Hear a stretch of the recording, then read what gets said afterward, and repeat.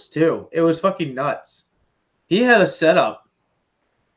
Had a whole fortress. Cool. I remember Dennis. That's true. Like, I don't know. It sounds pretty cool. I would love to find like the different animals and stuff. I'm pretty interested in like. Just stay away from the water. Stay away from the water. Okay. Don't go near the water. Is there or in the forest? Stay somewhere else. Not nowhere danger. I heard they have Gigantopithecus in the game and like a bunch of other like weird Gigantopithecus. Gigantopithecus. That's a giant ape, ancient ape. Yes, they do. Yeah, it's basically real Bigfoot. You know. They have that. They have the giant crocodile. That's why I don't want to be by the water. And that thing murdered me like 3 times. All right. Well, for everyone who's tuning in, we're talking about Ark. So that's what we're talking about. Probably live by now.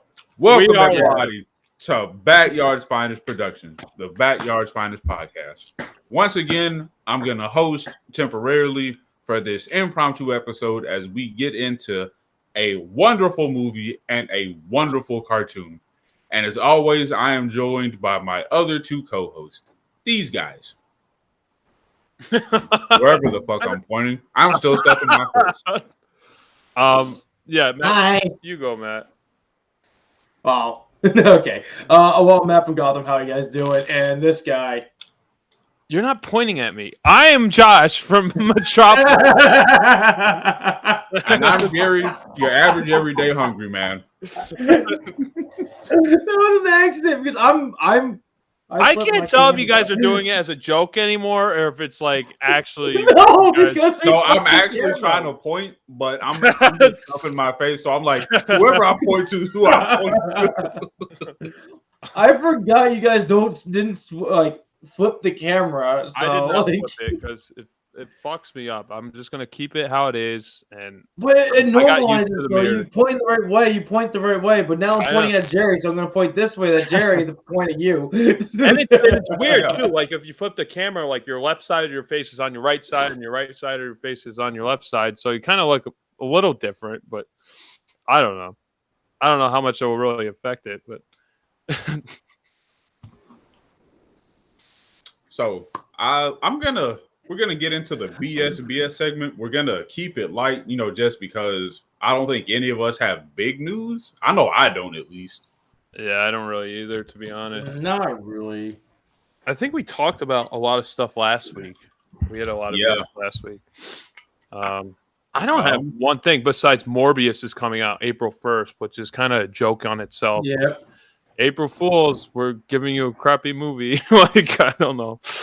I think it's going to be decent, but I'm not having high hopes yet.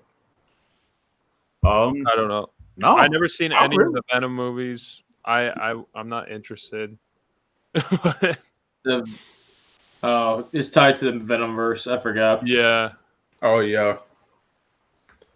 I don't know. Well, we're supposed to get, other than what's it called, Power Rangers versus Godzilla. That's coming out March 24th. That's the only big news I really have. What is it? Godzilla versus what? It's Power Rangers versus Godzilla. Oh, it's coming out March 24th. It's the 5-issue comic series that's coming out. Are you still going to talk to the creator? Is that what you're still planning? That's a different creator, but that's for Grimlock. I haven't been to the comic book store in the last few weeks, so I'm gonna go back. I'm going there. I should be going there maybe sometime this week. So maybe Friday. Yeah, and I'll check in and see what's going on because last time I talked, they were still figuring out what was going on thanks to all the COVID stuff that's been happening. So right. Well, at least most of it's been lifted. At least where we are. Yeah.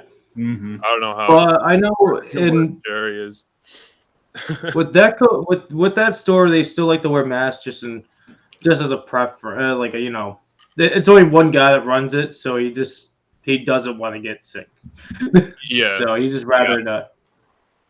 I see. That makes sense. I guess I have a little something. I've still been reading DC versus Vampires. Oh, nice. Okay. I just picked up the 5th issue. Haven't read it yet. But definitely when they finish it, I'm going to recommend this as a pick for a different type of episode, because I think this is a really interesting way to bring like the DC universe to fight supernatural enemies, because there's so many things I never would have expected to happen as far as character interactions and character deaths. And I really think you guys would enjoy the whole series in its entirety once it's finished. I'm not going to spoil anything yet. Okay. I was actually about to ask you that if you would recommend it to us, but that's cool. I'll probably. So how many issues are? Yeah. Wait, what? I was just gonna say I'll probably wait till it's like one unified graphic novel. Yeah. I wish I would have done it, but I'm glad I'm reading it in issue form, because it's like, man, now I gotta wait 2 fucking weeks before I go back to the comic book store and see if it's in. How many issues do you know how like the series is like set up issues are, or is it just like it's 12 issues in total. So you're halfway through almost. You're halfway through. Yeah, sometime this month will be the halfway point. Don't know when, because I forget to check my comic book website to see what drops on what day. But we're slowly getting there. And I need issue 6, because this has just been going crazy, especially with what happened in issue 4. Does it take place, is it connected with any other DC universe, or is it kind of like its own within its own? It's a standalone. Okay. If they do have it connect, I haven't paid it too much attention, because there's just some things in there I'm just like, wow, they really did this. Yeah. I haven't been keeping up to date with any DC stuff. I was reading the New 52, and then once they did the reboot, I was like, okay, I'm done with keeping up with modern comic issues. So I did the complete opposite. I went all the way back. I wanted to read the first issues of the Superman comic books and the first issues of Spider-Man comic books. So I did the opposite. But that storyline sounds really cool. I want to take a wild guess. Is that one of the vampire's focus points is to turn the Flash into a vampire somehow? Because he'd be the fastest fucking vampire alive and can turn the world over. Sorry, but oh my god. That's important, but I'm not going to answer that. Yeah, got it. No spoilers. I am curious to read it. Maybe we could do an episode on that once, we all read it, like we kind of did with the. Once it's finished, I actually have an episode. Maybe we could, instead of doing movies, I have a short, it's a short graphic novel, maybe 43 or so pages, that'll kind of go hand in hand with DC versus vampires. Okay. Yeah, that'd be cool, because I want to do a little bit more comic books. The only one we did was the Superman Smashes the Clan. Now we were doing that as parters. I know. I also have a comic book recommendation. I just need them to give me a proper movie to go with it, because I don't want to use the movie that we have for now. Okay. It's a Green Lantern thing. All right. Is it not Darkest Night? What's the zombie Green Lantern one? What is that one called? Blackest Night. Yeah, Blackest Night. Is it that? It's actually not Blackest Night. It's a spin-off for somebody from Blackest Night. And it's just it kind of shows. I'm not going to get too much into it. I'll tell you guys about it after the episode. Okay. Go ahead, Matt. What is it? Kind of connected into the DC universe, the Warner Brothers world. You guys remember Supernatural? Unfortunately, the TV show on CW. I never really watched it.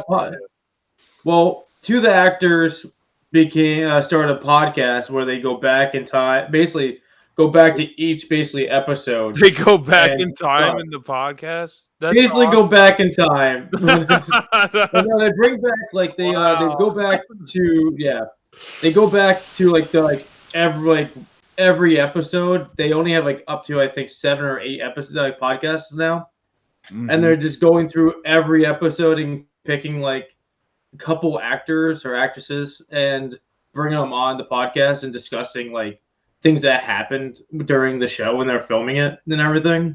And it's not bad at all. And it's like pretty fun and interesting. I haven't listened to all of them yet, but they're doing. It's not. I got like up to like I think 2 to 3 episodes in. Okay.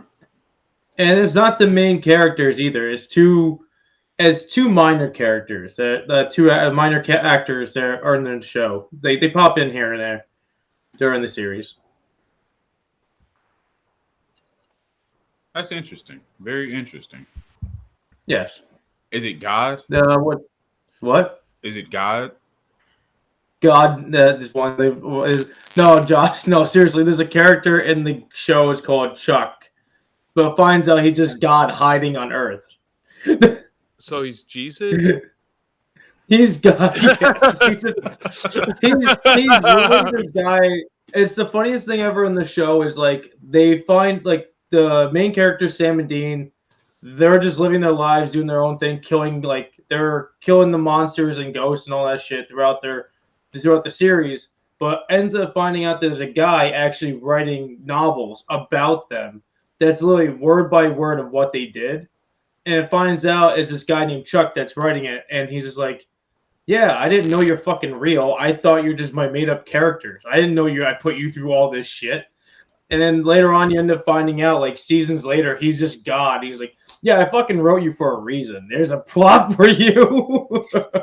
Oh my God. And like it's just everybody there's a whole fucking setup where everyone's trying to find God, and it's freaking ridiculous. But have you seen the whole show? Have you seen the whole series? I just have one more season left. Oh my God! And I heard I have what?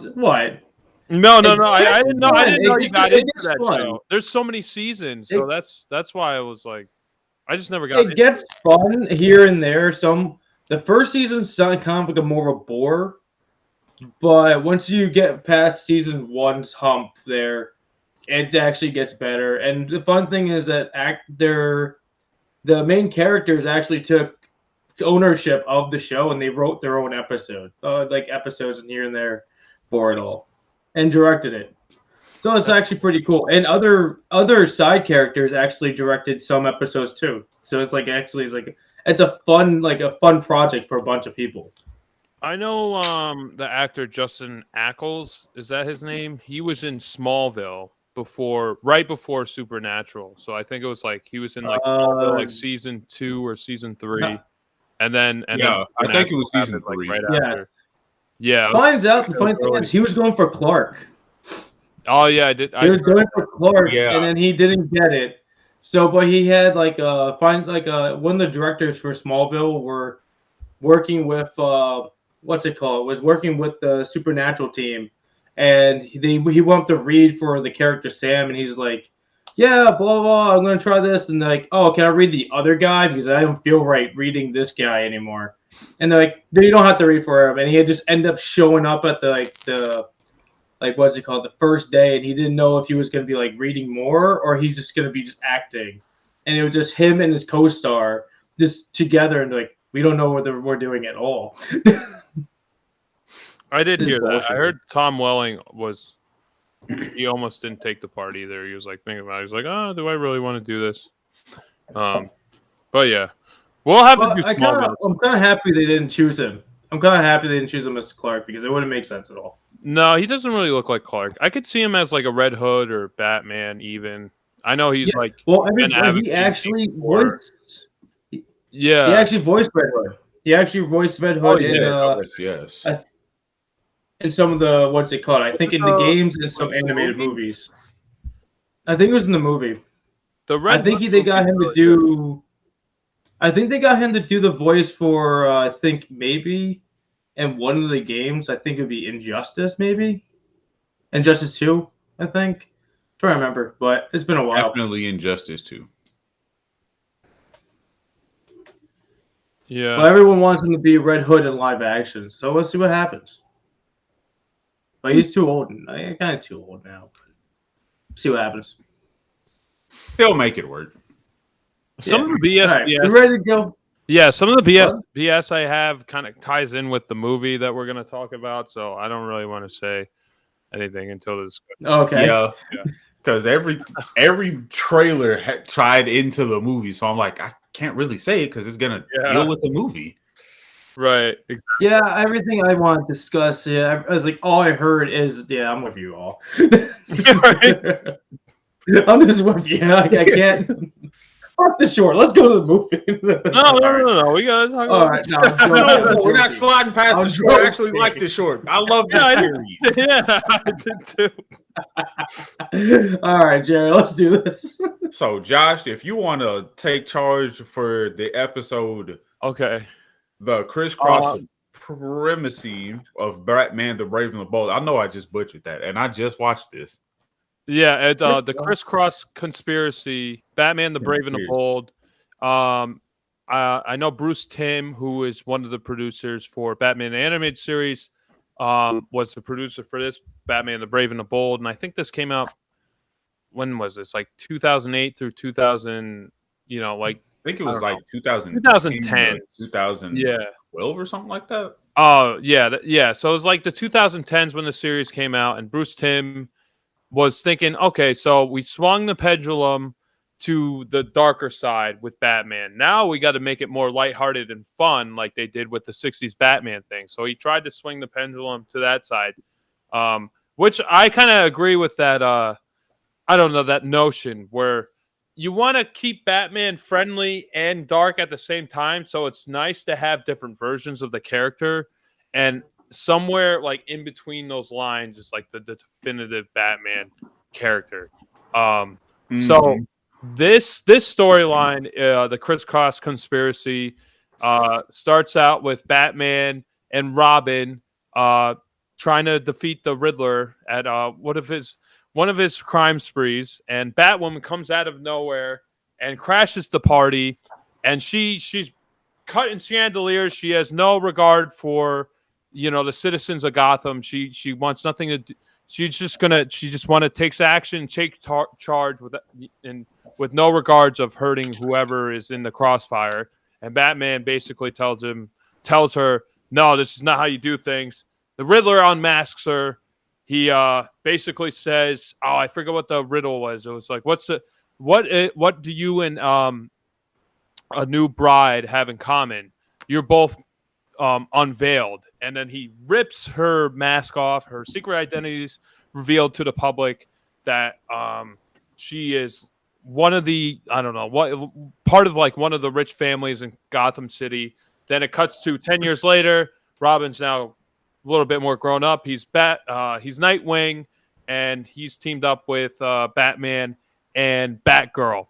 And Batwoman wants to get revenge from the Riddler, so she talks to the sorcerer, who gives her this like I don't even know what it was. It was just like this enchantment that allows her to have the ability to switch bodies with someone. So she chooses Batman because if she goes out fighting crime in her the Batwoman uniform, she will be due process and be sent back to jail. So she switches bodies with Batman, and she goes out trying to get her revenge on the Riddler. And Batman's acting super weird because he's now, a woman. Nightwing and Batgirl are like kind of questioning, oh, what's going on with you? So then she's like trying to get her revenge on the Riddler, and hijinks ensues. So I don't want to give away the ending, but that's basically the plot of what is the Criss Cross Conspiracy. Hijinks ensues is the best way to describe this. Yeah. I was laughing the entire time. Yeah, I I haven't seen this episode. I've seen bits and pieces of Batman the Brave and the Bold. I think it got, like, when this came out, I was in high school, and I think it got a bad rap in high school. Like, we're, you know, like the kids in high school were like used to Batman the animated series, like a more grittier Batman, and then there's like, oh, this is silly, this is stupid. Beyond. Yeah. And Batman Beyond and so on and so forth. The Dark Knight, you know, that was kind of like our generation's more Batman. And I think this was a great series. I think this is exactly what Batman needed at the time, because once Batman gets too gritty and too dark, then like if it keeps going down that path, like it's going to get to a point where Batman's not going to be relatable at all. And it's kind of nice to have that happy medium where you could swing both ways, like have the lighter hearted version of Batman and the darker version of Batman, and kind of get to pick and choose which version of the character you like. And if it's more kid friendly, you know, obviously it's going to be better for younger kids than like, you know, Batman who's, you know, murdering people and fucking throwing toilets at Superman's face in the middle of a fight scene. So I think the show is really great, and I think the comedy is excellent. And I don't know, just like how they represent each character is, I think it's fantastic. I don't know if Matt, have you had any like, have you seen? I've seen clips. Okay. It's like, the thing is, like, I've seen clips, but it's never been like the right audio. It's somebody like overdubbing it, or like it's just like seeing things happen. So I'm like, all right, I've seen some of it, and like what you're saying, like back when we were in high school, this came out, and like we all didn't pretty much watch it because everyone's like, this isn't Batman, blah blah blah. But after watching this one episode, it kind of like threw me back to what, like the 60s one. And then I'm like, oh, it's pretty cool, but I need to get used to the animation, because the animation is slightly little like, it's a lot brighter and almost like thicker borders for the characters. Yeah. And like, so like I was like, all right, I need to get adjusted to this, but it wasn't like bad. It wasn't bad. There wasn't like that many like bad moments where I kind of want to cringe from writing or like cringe at what they did. Yeah, it was actually pretty good, and like they just flowed. It flowed right. Everything worked right with the lighting they decided to pick with it. I think I'm just like thinking of it, like it's just like my favorite thing they did, very much like, not my favorite thing, but my little favorite like fun thing they did was like Aquaman shows up and he's just a fucking dumbass. Oh yeah, that was like the teaser in the beginning. That's in the beginning. They have like super in the beginning. Yeah, they have like little teasers in each episode. It's almost like set up like a Warner Brothers like cartoon, like a Bugs Bunny cartoon, and then they get into the actual story beat in the storyline. Yeah, and I love how they do that. I love that little teaser in the beginning. That's always been my favorite part. I enjoyed it. Yeah, I enjoyed that part. Like Aquaman, put the stone into this device. What is that? The toaster. Put it in the toaster thing. Okay. Got it. My back is itchy. What? I'm on fire. Oh, I'm so glad they kind of did that with Aquaman. But like, that's kind of how I feel with the Jason Momoa's character. Like, kind of like he's more just. He's just more action than anything else. Yeah, I know John DiMaggio actually does the voice of Aquaman in the series. Does he? Yeah, he does. Okay, I didn't pick it up. And like one of his catchphrases is outrageous. You know, he always says outrageous, and like it's like, I think this is more to the tone of like the original Aquaman, like what it was kind of supposed to be. Is always kind of like tongue in cheek, like, a joke, kind of funny. You know, I mean, I wouldn't say like he was a joke, but I mean, they definitely go to the 10th degree and like make Aquaman like, I don't know, he is the end of a joke, but like he's still a heroic character and a heroic hero. Like you wouldn't see this version of Aquaman go like, oh, he's completely useless, like he can't do anything. They do that with Booster Gold, like he's basically useless and can't do anything, but that's his character. Like I think this Aquaman is like a happy medium of like pretty comedic, but like he could Well, the actually thing do is, like, something in his Gold episode from Brave and Bold was priceless. Oh, it's so good. Yeah. We should do more Brave and the Bold. It just makes me want to I forget it exists sometimes. Yeah, it's so funny. Because we were told not to watch it. I watched a a little bit in high school, and I wish I watched more. Like I seen some episodes. I seen like the Superman Batman crossover, which is a good episode. There's one where Mark Hamill and Kevin Conroy come in, and they're like basically like the two angels, and like the angel and the devil on like Batman's shoulder, basically, which is kind of a fun episode. And that one's probably one of the more serious episodes. But yeah, I think the series gets. I wouldn't say it gets a bad rap. I think people do like it. I think at the time it got a bad rap, but I think now it's more seen with like a better light now than it was when it was first released. Because I remember watching. I think I probably watched the first 2 seasons. I might have watched all of it. I don't honestly remember, but I remember watching a lot of The Brave and the Bold because it came out the same time that the Green Lantern animated series was. So I was like, "Oh, this is neat." They have, a newer Batman that's, not quite so. Gotham is a cesspool, and I'm the only light of hope that's here to clean up these streets. I have to go deal with some crazy shenanigans that I don't want to be a part of, and I somehow have to fix other people's mistakes. Yeah, exactly. Yeah. I mean, Batman is still like brooding, but he's not like super serious like character. Still a character. It's more of like a. He's like, look at the dad. He's like, yeah, get in the picture with your mother. Smile. Yeah. Exactly. He's kind of like more like over it too. He's just like, it's just another day. Let's just get in gear. And I think this episode does a really good job of capturing in my opinion, the true essence of Batman in this series. He's like, okay, this crazy woman wants to be a crime fighter, but she doesn't care about anybody's safety. All she wants to do is just beat people up and look sexy.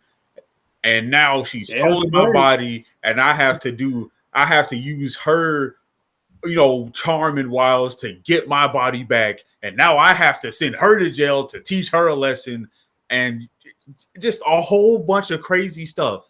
Yeah. And I'm just okay. This show has a lot of like adult jokes too, like throughout the series. Like the one that got me, I need to figure out my that one. I'm a little and it was like, oh my god, awesome! That's so good. And the part when she has his like she's his Batman, and he's just like, okay, does this make me look fat? And he just does the pose. There's a lot, and there's a lot of like stuff that like kind of like screws up like. It's kind of funny. It's just like crosses with everything. So it's just like a mixture because it's so confusing because Batman is now a woman inside, and Batwoman's now a man inside. Yeah, I love it just crosses every terms. Batman's like point of view when he turns into Batwoman, basically, and that sorcerer is like he can't rock heels. He can't walk in heels, and the sorcerer is like trying to hit on him as Batwoman. Yeah, completely creeped out. Pun at the end, and he doesn't know what to do. The pun at the end. Wait, what was of the episode? What was the pun with the shopkeeper? It was like that was me the whole time, and he's like, right. Yeah, it's like he's like I'm gonna butcher it, but he's like but it doesn't matter. Nobody's perfect. Yeah, no one's perfect. Yeah. That definitely was a signal that he has switched bodies with a chick and done stuff to himself.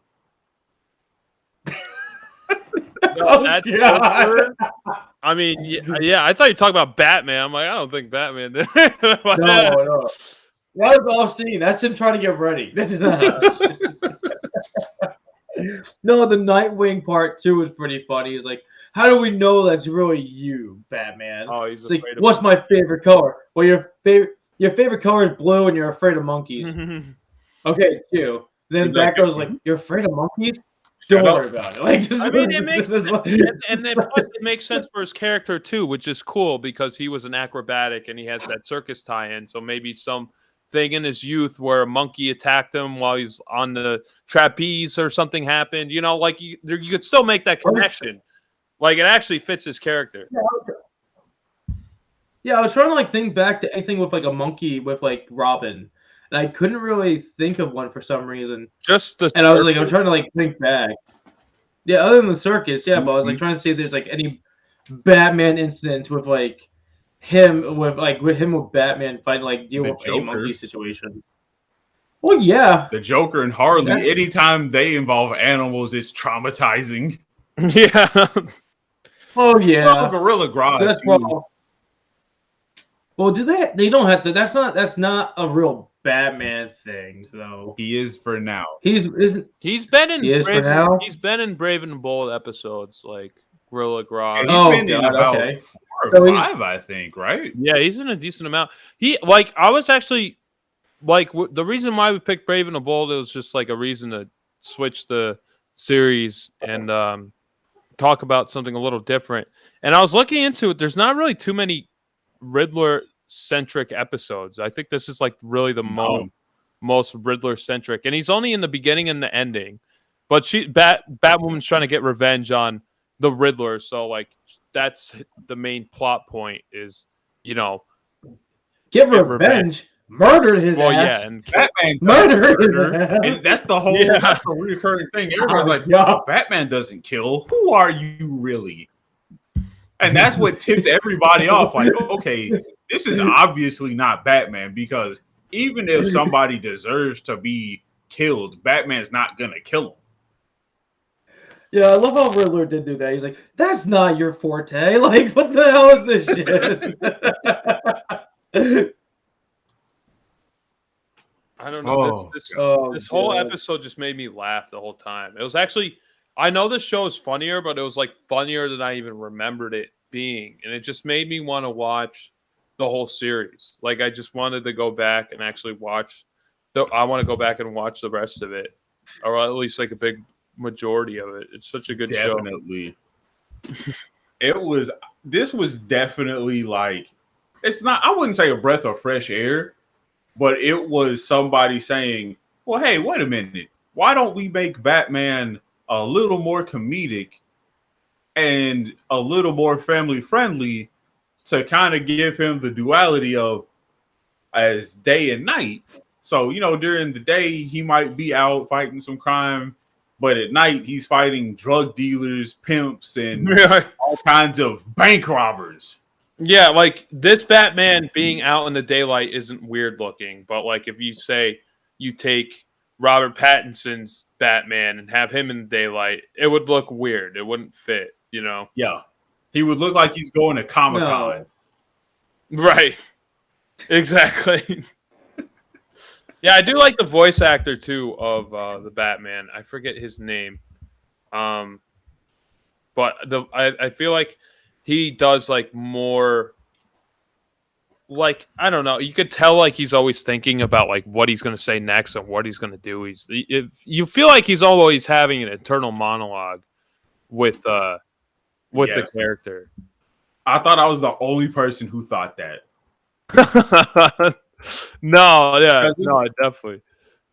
It's like, with how he says each line, it's like, that doesn't seem like the right line for this scene, but I'm going to stick with it. It's Diedrich Bader. I'm probably butchering his names, but I thought you were reading comments. No, he's in a bunch of stuff, but he's in Office Space. Yeah, that's what I know him from. Napoleon Dynamite. I never watched Office Space. Pretty funny. He's like that gym instructor in Napoleon Dynamite. Oh yeah, and in Office Space, he's like the neighbor. He's like He's like, if you could do anything you want, what would you do? He's like, 2 chicks at the same time. Like, that's it. That's all he said. It's pretty great. You go from that to Batman. I would love to see a crossover with this universe and like Kevin Conroy's Batman, like the Batman animated series. I feel like that would be a really interesting juxtaposition. Or like if the Batmans like switched universes and just see how they would work. That'd be awkward. I think it would be really fun. Awkward. I think it would be awkward. I think it would be awkward in the best way. I can just see all the villains be like, Batman, we can fucking see you because he's so much brighter than that universe. Yeah. Is like he's just sticking out. He's like, how? It's not like this Batman is incompetent. Like this Batman is still true to the character, and he actually knows what he's doing. I think he would actually serve well within the Batman animated series universe, but it would definitely be like more of a challenge, I think, for him, like where he can't really call on like all his buddies and stuff. And then if Kevin Conroy's Batman goes into the Brave and the Bold universe, it'll be like he'd be so much more brooding, and like people go like, "What? Lighten up, Batman!" What's like Aquaman comes in like, "Lighten up, Batman! What's wrong with you?" I would say Batman was such a fucking Aquaman. I know, but it's so good. So I love this Aquaman. He might be one of my favorite Aquamans. I think he might be my favorite Aquaman. To be honest, he's so great. I think my favorite Aquaman.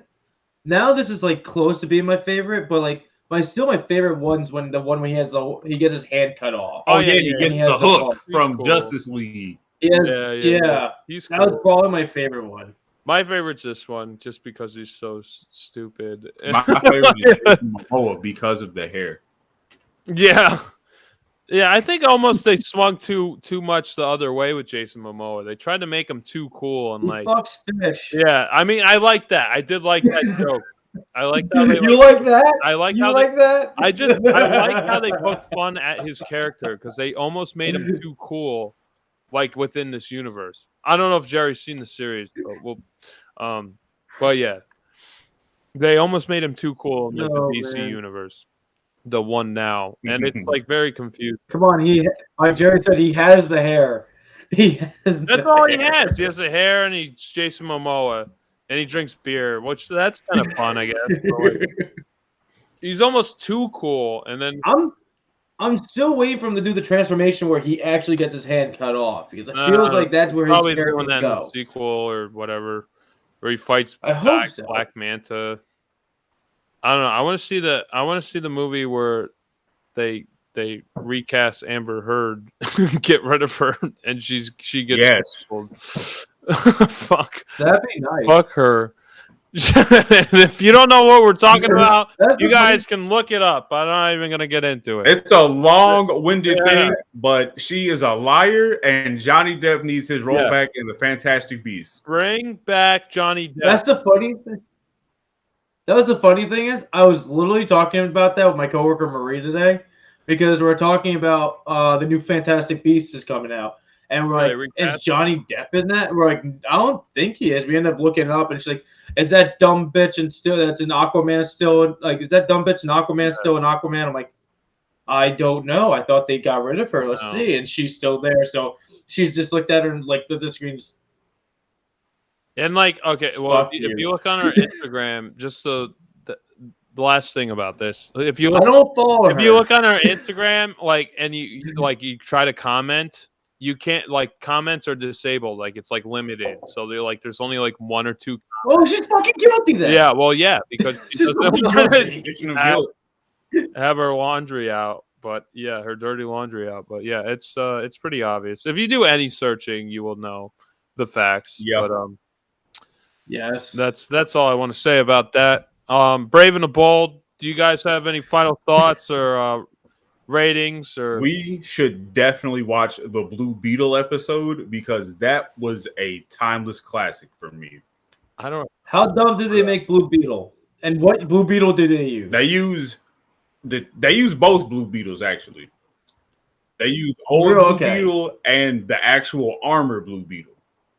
We should definitely do more Brave and the Bold. I'm looking forward to watching more of this series because it's so fun, and it's like I don't know. I think for what they're going for and the tone that they're hitting, it hits like just the sweet spot. You know, it's not awkward. It's not like too dark, but it's like just like the right amount of funny, and it is funny and it's entertaining. Like I'm enjoying it now. You know. Yes.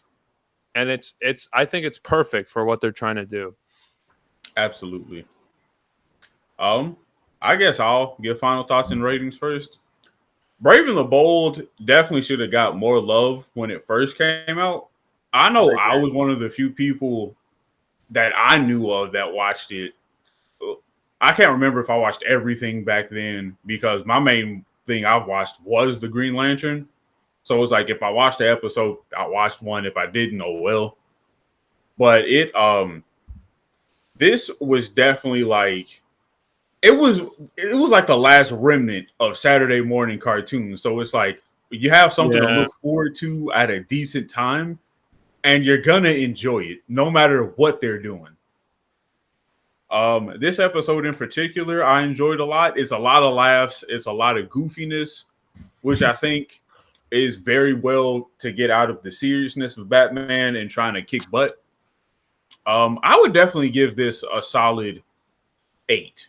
I would, if nobody's ever watched Brave and the Bold, I would tell them watch it and you will fall in love with it. I'm gonna follow suit with that. Basically, I kind of like when I was watching this. I actually had a fun time watching it. It's not a bad episode. It was actually the writing was like I said before. The writing was good. The colors were a lot brighter than usual, but like it's like what we've been saying. It kind of goes back to like the 1960s Batman, where everything is a lot brighter. So like it gives you that different vibe and all that stuff. So it worked out, and I thought it was gonna be more.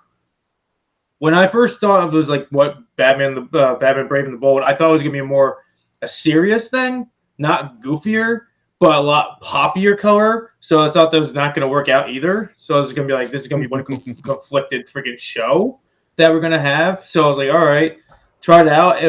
Because I watched it and I was like, oh, okay, this is actually flowing well. And it gave me that little kid vibe of me watching the 1960s Batman movie a bunch of times when I was little. So I was like actually just having a fun time enjoying this newer piece of work.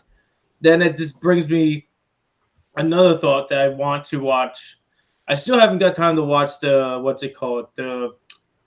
movies they brought out with Adam West's Batman and all that stuff. So now that brought back to my head the cartoons. Yeah, that I need to go find those and watch that too at some point. Yeah. So I kind of like how this gives me all those nice feelings that if you watched all that stuff and when you're growing up. So I'm with Jerry. I kind of want to go with a 8.5 on this one. Yeah, that's solid. I'm glad you like this, Matt. I didn't know if you've seen the series or not. No, like I said, it was all clips and like a lot of it was dubbed over, so it was like I don't even think I think Batman's more funny with dubs if they take like the serious Batman and then make it goofy. Like this show is already goofy, so you don't even really need a dub because it's already like the older Batman cartoons with the freaking Scarecrow one. That is gonna be a legendary dubbed over bullshit. Well, yeah, but that's a different series, and it looks like that they're actually taking it more seriously than this show, even for back then. I know, but I'm just saying that's probably my favorite dubbing of a Batman thing ever that someone like overdid. Yeah. Yeah, I would agree with you guys. I'd probably give this an 8 out of 10. I think this whole show is excellent. The timing and like the comedic bits throughout this episode is making me laugh the whole time. And I love how it opens with like the classic, like almost like a classic like Warner Brothers cartoon in the beginning of every episode, and it kind of puts you in the mood of what you're going to see, and it has its own individualized story compacted within like a frame of 2 minutes. And I don't know, I think this show definitely deserves a look back. If say you didn't like it when it first came out, I think you should definitely give it another grasp and check it out again, and just know that you're getting more of a sillier Batman. And I think that for what the show is, it's perfect for what it hits. I give it absolutely. I definitely want to watch more. Yeah. Yeah, Matt, if you ever recommend one of those Batman Adam West cartoons, and if you want to do Brave and the Bold, it's down there, but I need to if you want to do Brave and Bold, now that you watch this, that'd be great. Yeah, no, it's down. That's down my path. I'd still need to like watch the movie to see which one. I seen one of them. I seen one where is like multiple Batmans. I forget. It's like the first one that came out, and then I know there's a second one where William Shatner plays Two-Face. I haven't seen that. I'd be interested in seeing that. Mm-hmm. But I remember the first one was pretty well done. Now, on to the main event that I know I'm dying to talk about. After watching this, I've been ready and waiting. We are going to get into the Batman with Robert Pattinson, Zoe Kravitz, Colin Farrell, and several other well-notable actors. So, Crispy, I will let you take it away since I know you have all this fucking collectibles. You've been slowly sponsoring. We're sponsored by it. Take a sip from the cup. Go ahead. I know you want to do it. Oh God. Okay, this movie is directed by Matthew Reeves. Batman is played by Robert Pattinson, and this movie is about 3 hours long. Just to let you guys know that if you didn't know that shit. Yeah, go to the bathroom before you watch this. That's what I recommend. Take a nap. Go to the bathroom before you do it because you're in for a ride. And bring food with you. Smuggle it in the theaters and bring food with you. Don't buy the fucking $30 popcorn or whatever. Oh yeah. It was worth it. Oh, that's cool. The cup was worth it. It was worth it. You know the straw is reusable for that? Oh. No, it wasn't. No, it wasn't. Yours wasn't? They didn't give me a reusable straw. No. Ours was. It did not give me a reusable straw. Oh, fuck you. Did you get the cup, though? No, you didn't. Not, because I didn't want the cup. What theater? Okay. What theater did you go to, Matt? Regal. I don't even know what I did. I was gonna go to the theater, the NCG or NGC or whatever it's called. That's in Kingston, and why? That's part of the AMC. Because it's, I don't know, Chris wanted to go there because of the lounging seats and all that stuff. It's kind of like more of a lounging movie theater, and I'm like, you're gonna fucking fall asleep. But finds out AMC did the AMC theaters were putting out like a Batman cow bucket. Yeah, and now that's what I thought you were gonna have. It was 20 cents. No, that was only at AMC movie theaters, and that is supposedly part of the AMC movie theaters like setup, but I'm like, I don't know how 100% it is. But like, we're gonna go there, and I was like, oh fuck it, I'll just get the fucking thing. Why not? And then Chris, I don't know where Chris from the far left says we're going to the Regal because I'd rather go to the Regal now. And I'm like, because he remembered. We went to see Godzilla versus Godzilla, the King. What's it? No, not King Kong. The King of Monsters. The second Godzilla movie. Oh, that there, and it was more like it wasn't. It was like it wasn't up to par. Like the screening wasn't the best, and like it was okay with sounding. The chairs were cool. I kind of hated the chairs because like I felt like I wanted to sleep more than watch the movie. So like I was kind of like okay with leaving it, but I was like going to the Regal, but at the same time I was like, "Fuck, I can't get the cow."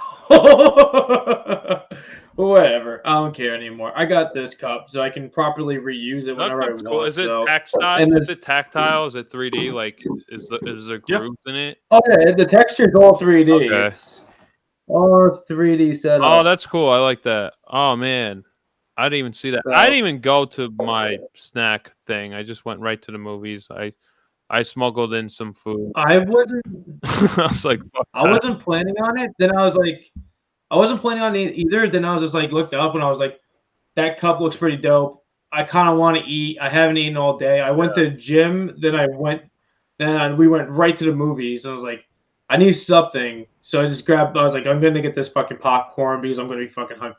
But let's jump into the movie. So the movie, other than the experience, so the movie is basically Batman's earliest years. He's only 2 years into his crime fighting, events, and he is on a hot. Well, he's not even like.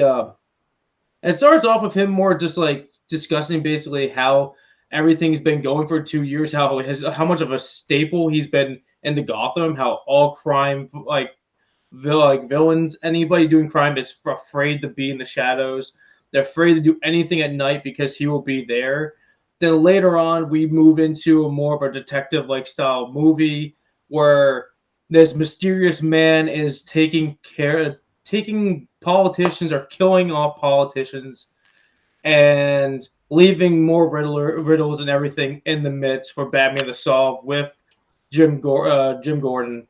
And he's just going back and forth and finds out it's the Riddler is leaving all these weird, absurd like riddles and puzzles for him. And it has him like second guessing every single person, trying to figure out what we're going for. Are we going to go for Carmine and Falcone? Are we going after the Penguin and all this other stuff down the road? He's still going out at this, including we end up having to meet up. We meet up with Catwoman, and she's working as a bartender at one of the Falcone's bars, or what was it? It's like a club, the Iceberg Lounge. Club set up, Iceberg Lounge, and there's a lead that makes Batman go there is because there's a girl that was the first victim of the of the Riddler. I'm so used to Joker being their main villain. Yeah, which I commend the movie for until we'll get. So you just skip the Joker. Yeah. So the Riddler first victim is the mayor that's rerunning again, that gets murdered because of his other wrongs that he's done over the years that kind of like no one noticed, and he's bringing to the light, and finds out there's a woman that was saw in a photo that was leaving the Iceberg Lounge with him, and he ended up going and investigating. That's how we meet up with Catwoman jumping into the movie, and because she's like their girlfriend with this in this part, and they're trying to find her missing girlfriend and friends, so on. You keep on calling her baby, babe. Where are you? Misleading because it was misleading the whole time, and she was very like emotionally attached. Well past a friendship. Yeah, I think girls kind of do that. I don't know, that cutesy stuff where they call each other. Dude, she did the same thing with Batman too. It's like exactly. Once they got Batman. Yeah. Okay, so it ends up going down the road, just here and there, more Riddler's victims. Meanwhile, Batman ends up finding out how to decipher each little moment with each little riddle with with his help in his own little gear that he has that would help him decode. And he ends up at the end of the movie. I don't want to spoil it, but he does his job. Can we spoil? I don't know. We're fucking doing a podcast about the movie. We're gonna spoil. A spoiler warning is in effect. Yeah. Okay. Batman should have done that in the beginning. Yeah, that kind of goes without saying with this. That's what hurt me with this because I don't want to spoil. Spoilers. So I know that's it. Spoilers. Making this easier. So Batman is doing all this shit, going through all, and finds out that basically with the final piece of the puzzle they believe it is, they capture Carmine Falcone, thinking he is the last piece of the puzzle, and they're gonna get to Riddler.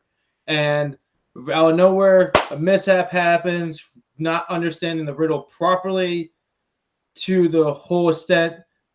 Carmine gets shot. They end up finding the shooter. The shooter ran away, gets captured at the cafe, and it ends up being the Riddler. And Riddler more has a plan later on down the road that evolves that he has over 500 followers that only I think about 10 or 20 of them showed up and help set up a whole like submerging of Gotham by blowing up major parts of the seawalls of Gotham to bring in all this water to sink it and wash away all the dirt and grime of the city. And meanwhile, the new up-and-coming mayor is doing her own little rally and discussing what's been happening over the last week. And she ends up getting shot because of the other people joining the other Riddler gang members that all dressed up in Riddler's mask. Ends up shooting her and taking the whole arena. Basically, it's like Madison Square Garden for Gotham over. And until flooding happens, Batman shows up and kicks more ass and just ruins the whole setup. And yeah, let's just discuss the movie more of us. How did you guys feel? What this movie was fucking awesome. I'm so glad that they showed Robert Pattinson kicking ass. Okay, but how was your theater though? Oh, it was awesome. How did you do with it? It was. I sat there and I watched the whole thing engaged from the start to finish. Didn't get up or nothing. It's a long movie, but it didn't feel like it didn't feel like you drawn in. It definitely does. Like I loved how it was like an actual detective movie. It was like the first time you actually feel like Batman's actually being an ongoing detective in any Batman movie. And I mean, you might get that a little bit in The Dark Knight, but this one like goes to the 10th degree and actually shows like you're receiving the information with the character, and you actually like are figuring it out with Batman. And I felt like that made it super interesting. It felt like it did feel like the Arkham game. Yeah, it felt like the Arkham game because like with the whole it felt like the Arkham games. I liked how it's year 2 Batman, so like he's not really established. He doesn't know exactly what to do in every situation. He's not perfect. He still fucks up, and I like that. It's like a storyline that we haven't seen in the Batman movies, where like it's like early Batman. We kind of get that. Where he's still getting his footing. Yeah, he gets beat. Gets beat up. He like stumbles. You know, like he misses. He overcalculates some stuff. You know, he falls off his bike. But like he's still trying to establish himself as Batman. The only movie that kind of does a little bit like early Batman, I would say, is like the Keaton movie. But like I feel like that's like he's like year 3 Batman. Like I feel like he's more well established than Robert Pattinson's Batman is, for sure. Including that's a Tim Burton movie, so you can't like those movies were serious at one point, but they're so goofy at the same time. So like it just gives me like sometimes like Tim Burton just having fun with the characters. Well, yeah, like, I mean, Tim Burton infamously said he never read a comic book in his life. So, and then, I want to start off by saying the person that they got to play Jim Gordon, he did such a good job. I enjoyed him. It was, I thought for a couple of moments he was going to get, injured, or they were going to remove him at some point from the movie to just focus on Batman. I am so happy he was as much of the movie as Robert Pattinson, and it just enhanced everything he was doing to the next level. I liked how I'm with you on that. I liked how they used that connection, and they're like stating like the whole movie is like working with Batman. Like Batman is not a menace at all in this movie series yet, and like everybody's like, oh cool, he's like, Jim's like, yeah, I got the Batman. No one really, everyone's like knows he's like the vigilante. They don't really want him there because he's not a police officer. But when he's at the crime scenes, everyone's just like, oh, fuck, he's here. What the hell is he here for? But like, they don't yell. They don't they're not super really asshole until later on in the movie with him. Yeah. But like you can see there's tension, but there's not that much tension with some police officers until you get to midway point where they're like, we need to get they're the captain, the captain of the police force is like, I can't believe you're settling with him over. Yeah, I can't believe you're settling with him. I can't believe you're over us. And he's like, I'm not doing that. Was it Batman Batman Gordon had good chemistry too? Yes, they really did. It felt like they fed off each other pretty well. Yes. And all that stuff. But I kind of liked when Jim Gordon used he was using Batman's information to interrogate Penguin at moments. But I felt like Jim didn't know what he was saying because he just heard it from Batman. He didn't have any other proof but Batman. So it just kept on it just sounds like it kind of feels like he was just like, I hope I said that right at him at some moments. Definitely. But other than that, he's just. What? Wait, go ahead. I don't want to cut you off. Other than that, there's that part with I like how back to the police when they're holding Batman and he lets Batman escape. I love that part. That was my favorite. We gotta get you the fuck out of here.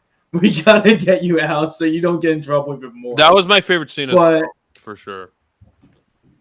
He's like, you can pull back your punches. He's like, I did. You punched Jim Gordon right in the face. That was pretty comedic. It was actually this movie had a little bit more comedic bits than I expected it to have because it was super serious, but almost the parts where they were making fun of the absurdity that Robert Pattinson is dressed up as a bat and it was Halloween and that part where he's like, oh, punch me in the face, like Matt was saying.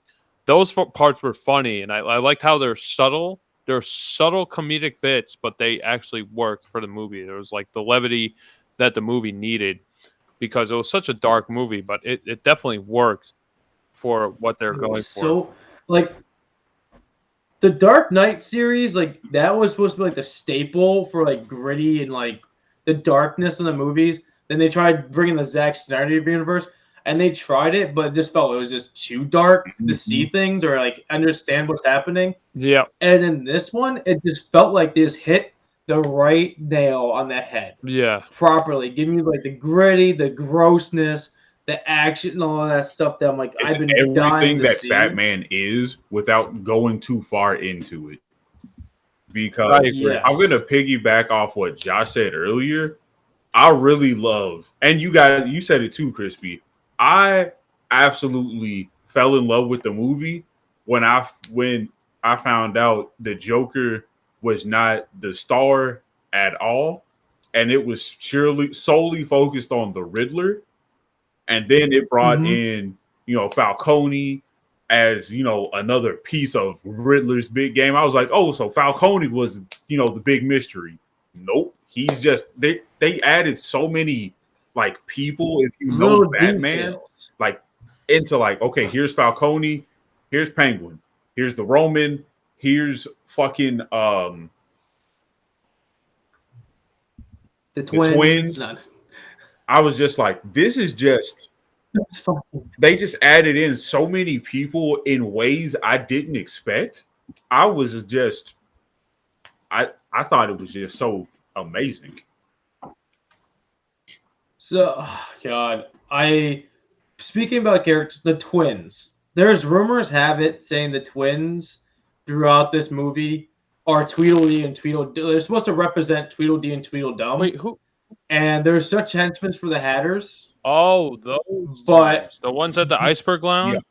The twins. Okay. Yeah, that's the ones that keeps getting trying to figure out what you're talking about. Okay, yeah. Yeah, they're twin. I love my dad's reactions because I went to the movies with my dad and my uncle Chris, and then I saw it again with my friend Rihanna and the twins. I get the same reactions out of all three of them. They can't get a break. At no moment they don't get a break because even at the Batman beats him up multiple times, Catwoman beats him up. Even when Batman went as Bruce Wayne to the lounge. he ends up getting them to come out of the lounge, and he shuts the door on them and locks them out. Oh yeah, they don't. That was great. They don't get anything. They don't just like there's they're like basically the comedy of the movie a little bit.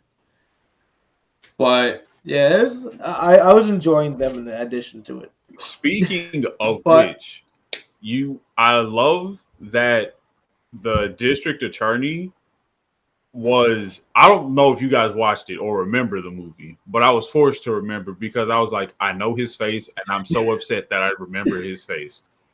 The dude, I can't think of the actor's name. He did very good in this, but he did horrible in his other role. He was the villain in Ryan Reynolds' Green Lantern. Oh. I seen that movie. Oh my god! I seen that movie once at a friend's house, and I barely remember it.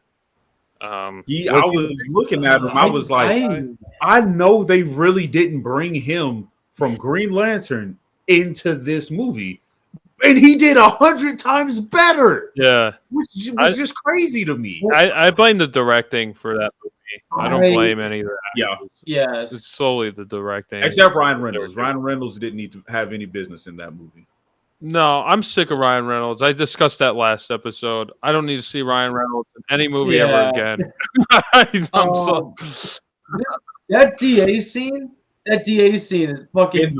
I love it when it crashes the funeral, and he's just like. Cool.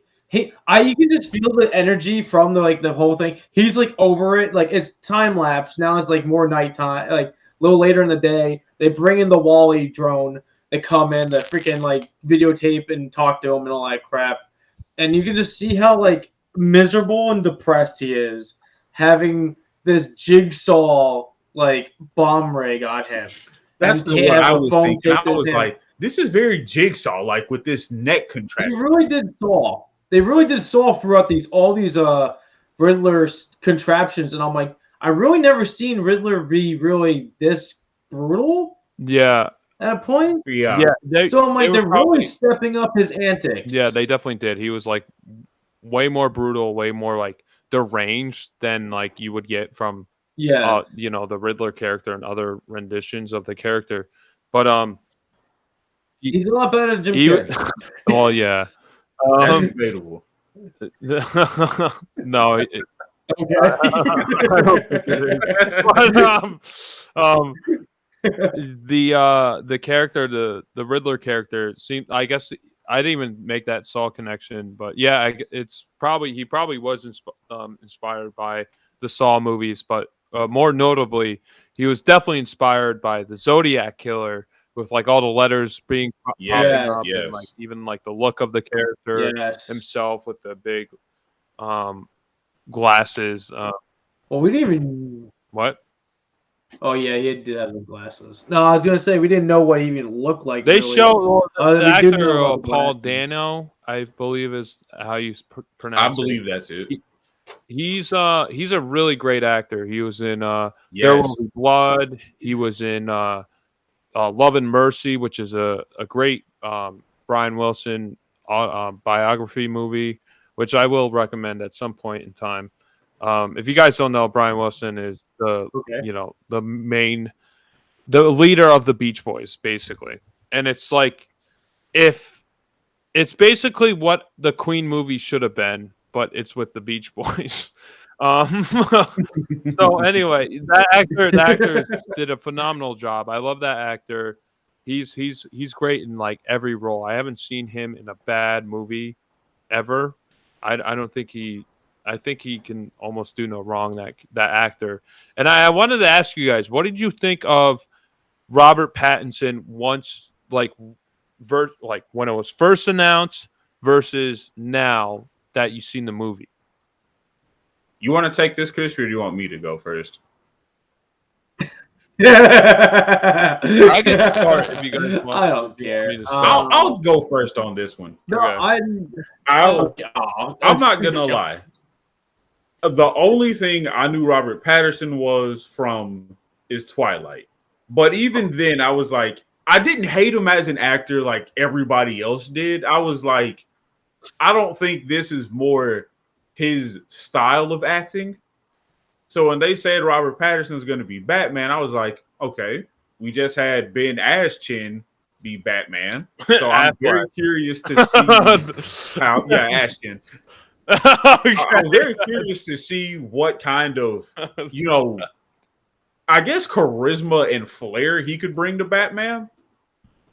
So I did go in with some high expectations, like, okay, I don't want to see anything just dopey, sappy, or anything just, from that wouldn't fit. And after seeing the movie, I definitely enjoyed him as Batman much more than I was expecting to. The only thing I didn't really care for was how he would just be in like a deep whisper a lot, and he wouldn't vocalize even outside of Batman as Bruce Wayne. It would just be like, I'm in a library trying to whisper, but I'm in this empty fucking building. That's just one small nitpick. It wasn't very big because, he was still in the bat suit a lot. But that's just a small nitpick I had with how he did the role, because everybody else, they would switch up their vocal range. So as Bruce Wayne, they, try to talk a little bit more professional, a little bit more, with swagger. And he was just like an emo kid at all times when he talked. He was. I think I kind of enjoy that though. I kind of like, the thing is, like, I don't like 100% enjoy that. I kind of like I feel like it's like he's still like working on his himself, where he's still like fucked up. So like now, like it still is 2 years, but now he's like no one's seen him out of his house, or like coming forth. Like everyone's like, no way, Bruce Wayne's out of his like mansion right now. Oh my god! It doesn't seem like in the other Batman movies he makes more of an appearance. So I feel like in maybe the next movie, if we get one, that he's gonna work on. Yeah, I know we are, but I'm just saying, because this DC universe is all confusing. But I hope they like in the next one do that. He's now making more appearances and people are enjoying seeing him out. That he's gonna work on his Bruce Wayne appearance. Yes. So he's gonna get more of a personality of what he was supposed to like. What we're gonna like that we didn't get to see in the first one because he's so secluded to himself, then putting himself out there more. So maybe the next movie is going to be like maybe a year later or another 2 years later, maybe it's 4 years in Batman, and he has this persona of Bruce Wayne now that everyone knows he's like a playboy. He's doing all his other stuff. He doesn't have the emo haircut. He's more cleaned up. He doesn't look like he's just like he doesn't look like tired and gross. Yeah. No, I agree with Matt. It seems like he's still kind of working on his persona and who he is as a person, who he is with like just showing face as Bruce Wayne, like how to kind of like separate the two entities. And he still hasn't really figured that out yet. Like Matt was saying. Like I 100% Alfred, agree. Even with Alfred, he didn't even call him family. He literally just said, "You're Alfred." Until he realized, like at that one part when Bruce Wayne, they get the message to Bruce Wayne and blows up on him, it snaps in his head that, fuck, Alfred is family. Alfred is something. Like even when like he's like, wait, Alfred, why do you have the cufflinks that say the Waynes? You're not a Wayne. And he's like, it was gifted by your father. So Alfred's like, I am a Wayne by your father's terms. I am. That's why I have the cufflinks. And Bruce never put that together until later on, witnessing like that his only real family is Alfred because he's been there the whole time and helping him coast with this new persona he's been making over the last few years. Yeah. So like it's actually a weird setting on that because every other Batman movie, Bruce Wayne's always seen Alfred as like a bestie or like a father figure. It's weird. It's weird seeing that different tone. Like Bruce didn't even acknowledge Alfred 100% until later on when he almost lost him. Yeah. It's a different tone. Yeah. And I do hope that when they do the second movie, Robert does find his Bruce voice. I know this is his first, very big role. I don't know what the last movie he was in But obviously, when you get into superhero films, they want you to do and act a certain way. And it was, even though I know it was a small nitpick, I do have hope because I think he can pull it off. The thing is, like, no, I understand what you mean, like with the chemistry of like how they want like this character to be as a different persona. But I'm kind of like sick of that actually. That persona setup. How they making everybody have like, all right, this is you in your hero mode, and this is you in your actual mode, and like they have like, and like all the Batmans just feel like they all have like the same like kind of like the same thing going on, and they just kind of like, but they have their different style to it. That's really it.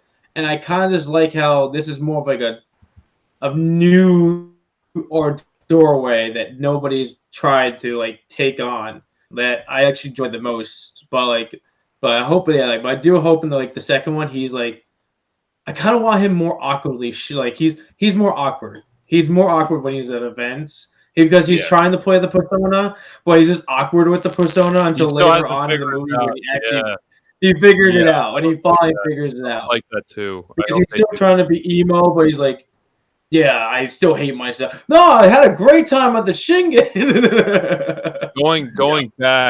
Going back to what I was saying earlier, we haven't seen like a Batman like really early stage. I guess we did with Batman Begins, but like he seemed like way too I feel like almost in Batman Begins, it's a great movie, but I feel like I like how this Batman is still figuring out what Batman is. And with Batman Begins, he like immediately knows persona. He knows that like to separate Bruce Wayne into the playboy and to separate Batman into like the all encompassing, vigilante that he is. Like it seemed like he figured it out a little bit too quickly, which I understand it for like a movie standpoint. You kind of just want to get into the Batman persona as quick as possible, and like you want Batman to be Batman.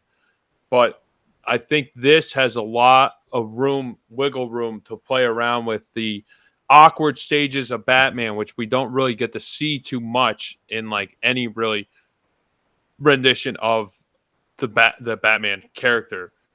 We haven't seen this really too much. Going back to what I thought when Robert Pattinson was announced, I was like, oh, that's a great choice. I felt like I was like maybe one of the few people who was like, oh, yeah, that'll be fucking great. Because I seen the movie The Lighthouse, and I was like, this movie's so fucking fucked. And like his character in that movie like was so subdued and quiet, and like he was internalizing what was going on like psychologically within like his duality with William Dafoe's character. And I was like, this will totally work. I totally was like 100% behind Robert Pattinson after seeing The Lighthouse. So if you haven't seen The Lighthouse, I definitely recommend it. Maybe I'll throw it out there at one of these podcast episodes. I love the movie. But bitch. I think I made it. Well, I didn't make Matt watch it, but I was like, Matt, we got to watch this movie, The Lighthouse. And I remember taking you to the theaters. Josh brings these movies to me that I have no idea anything about, because Josh's movie spectrum is such a different zone. So he looks at like, I never pay attention to what was it? A24 movies. I never pay attention to them.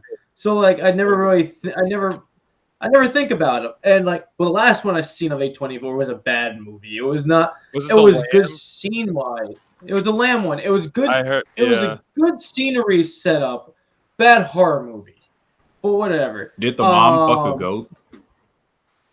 No, different. I'll tell you later. It's not that. It's not that at all. It's not mom screwing lambs or dad screwing whatever. It's different. I'll tell you after. This is Batman time. But yeah, like no. Definitely not. This farmer does not have a science lab in his fucking shed. No, but like, yeah, like Josh got me to go. Like Josh was like, you have to go see the Lighthouse, and I'm like, the first time Josh did this to me was with what's it called? It wasn't the A24. It was Tusk. So Josh likes getting my reactions without me knowing movies. So Josh screwed up this time by telling me the Lighthouse was born, man. And so Josh screwed up and told me about the Lighthouse. So I was able to do some like research into the Lighthouse movie, but it was still not enough for me to be like understanding the whole movie until I saw it. Well, I was in your boots, Jerry. I was literally in the same boots as you. I was still kind of I was like I had two different sets of shoes on right now, and when I was like thinking of him as a Batman, because I'm like I was like with you with like Twilight. I'm like, oh god, he's Twilight. Oh god, and then like I saw him in the Lighthouse, and I'm like, that was a fucking good movie. That was not bad. He did actually pretty awesome in that movie. And then like, but then I was like, then he was like Batman. I'm like, how are they gonna do this Batman? And he was Twilight when he was Lighthouse, so I was like so conflicted with him being a Batman. I was in the media. I was like, it could be good, it could be bad, it could be good, it could be bad. But then like it went from like it was like director decision. It went to Matt Reeves. And I'm like, Matt Reeves is fucking great. He's good at directing. So I'm like, this is gonna be a good movie, even if Robert Pattinson sucks. It's still gonna be a decent, good movie. To me, it's because the Matt Reeves does really good. He does a lot of he does a lot with his movies. He does a lot of planning and making sure like things work out. And you can see that with this movie. They did a lot of fucking planning and figuring out for his movies. But yeah, I was teeter-tottering until literally that movie came. Until I saw more trailers, I was like, getting more promising. Yeah, and it's there's an interview I was listening to of Robert Pattinson. They said that they were joking around with the Michael Keaton, not Michael Keaton. Christian what's his name? Who was after Kilmer. What? Which one had the nipples? George Clooney. They both did. George Clooney. They were talking about Val Kilmer and George Clooney had nipples. Yeah, well, they were talking about. I think it was Val Kilmer. Whatever. I'm gonna butcher your name Kilmer. For some reason. I'm not gonna say it right. Thank you.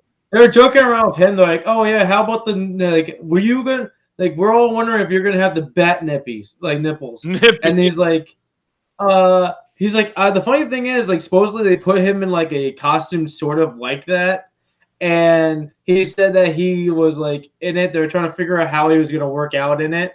And the funny thing is, he took a snapshot, a selfie. He's like, if I don't get the fucking role, I'm taking a fucking selfie that said I got the Batman dream. I was like, fucking Batman costume.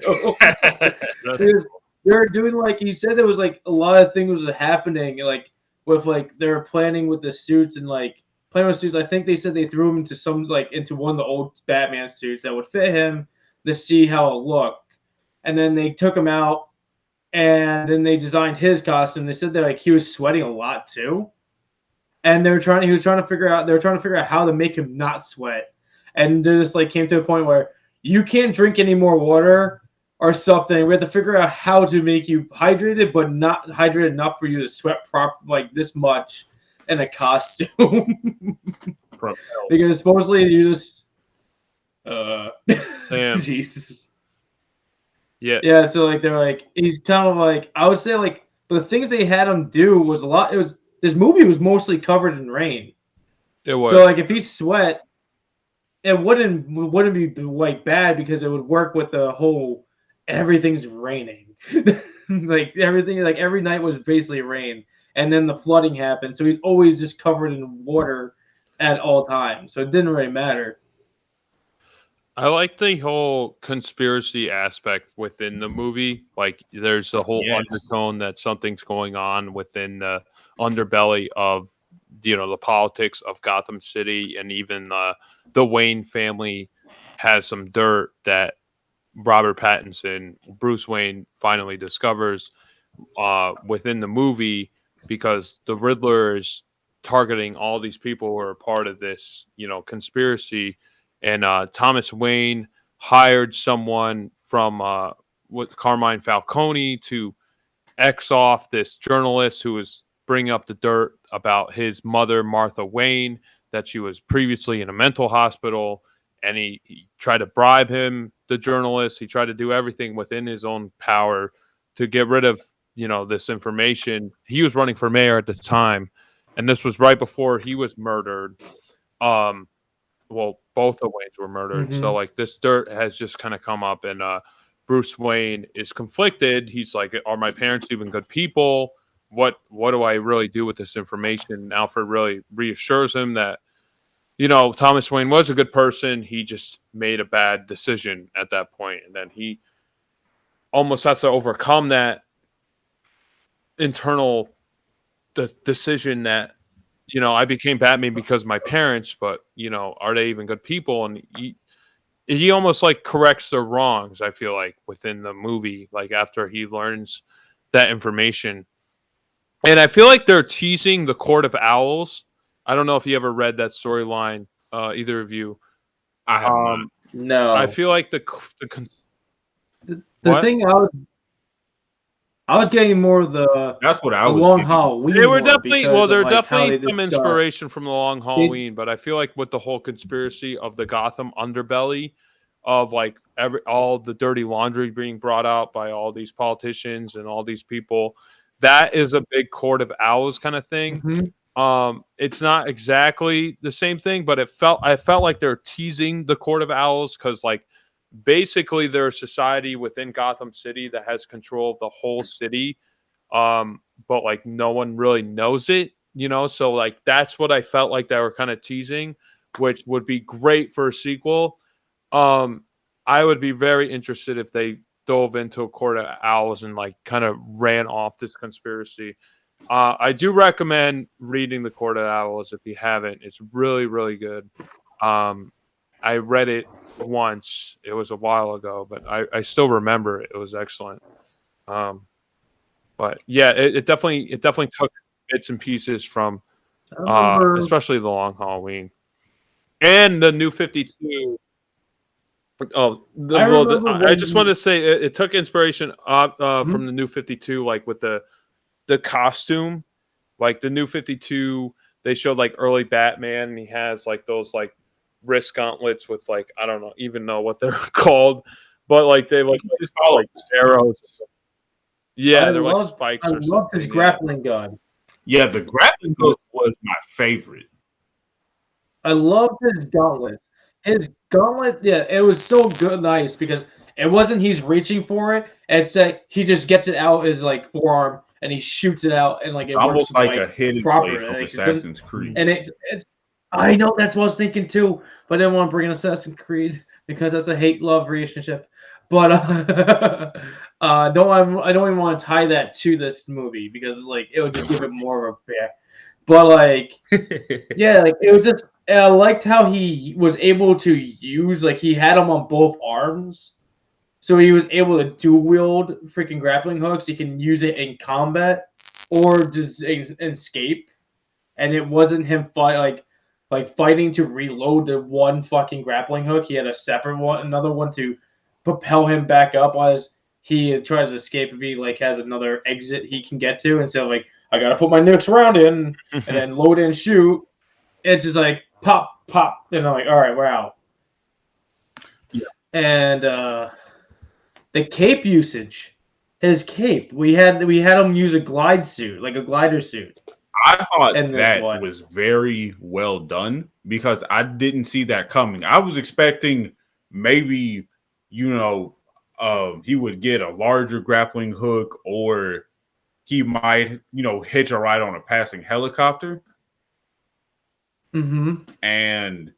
But the glide suit, I love how it was used and also how it failed, quote unquote, when he reached the bridge and he pulled the parachute cord, and it was like, okay, I'm safe. I'm far enough away. Let me safely, decelerate.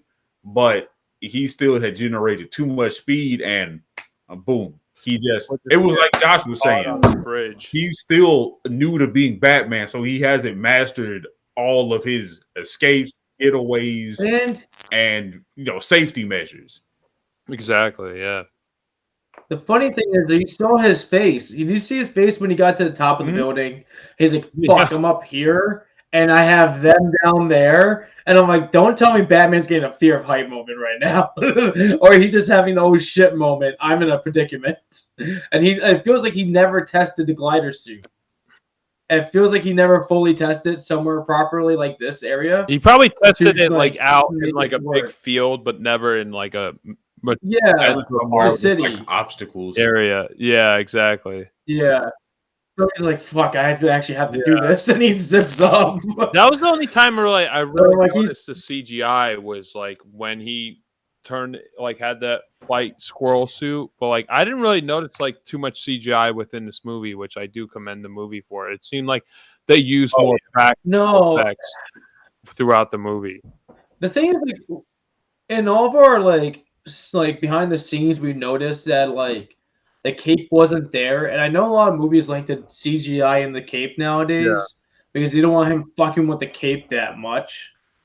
And I'm not gonna lie, if they did do, I haven't seen any other like behind the scenes with capes. I feel like the only time he would have a cape is when he's doing like the walking around, like being a walking around the crime scenes and stuff. But when he's in action, I feel like they CGI in the cape at those points. Probably. I'm just saying, like, I didn't notice like any CGI. Like, yeah, that's what I was gonna say. Like, you couldn't. Like, it was like it felt real, like real. Yeah, it did, and like even like the costume obviously looks real and gritty. Like, it's like the complete opposite effect I get from the Marvel movies. Like, I see the CGI, I see like all the seams, I see what they're doing, and with this movie, like, the seams are they're more cleaner. You know, like I don't see really it's gritty, like the dimensions that they're using with their computer like technology.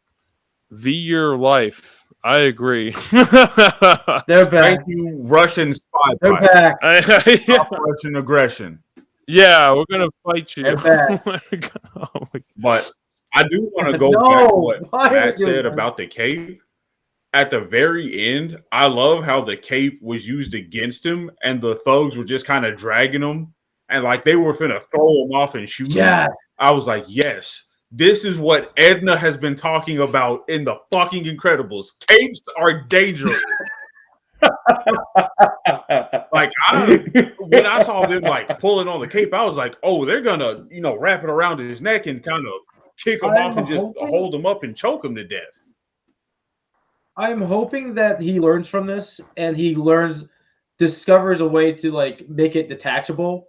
So in case of this happens, it'll probably he can be pop the cape when he taps the bat logo.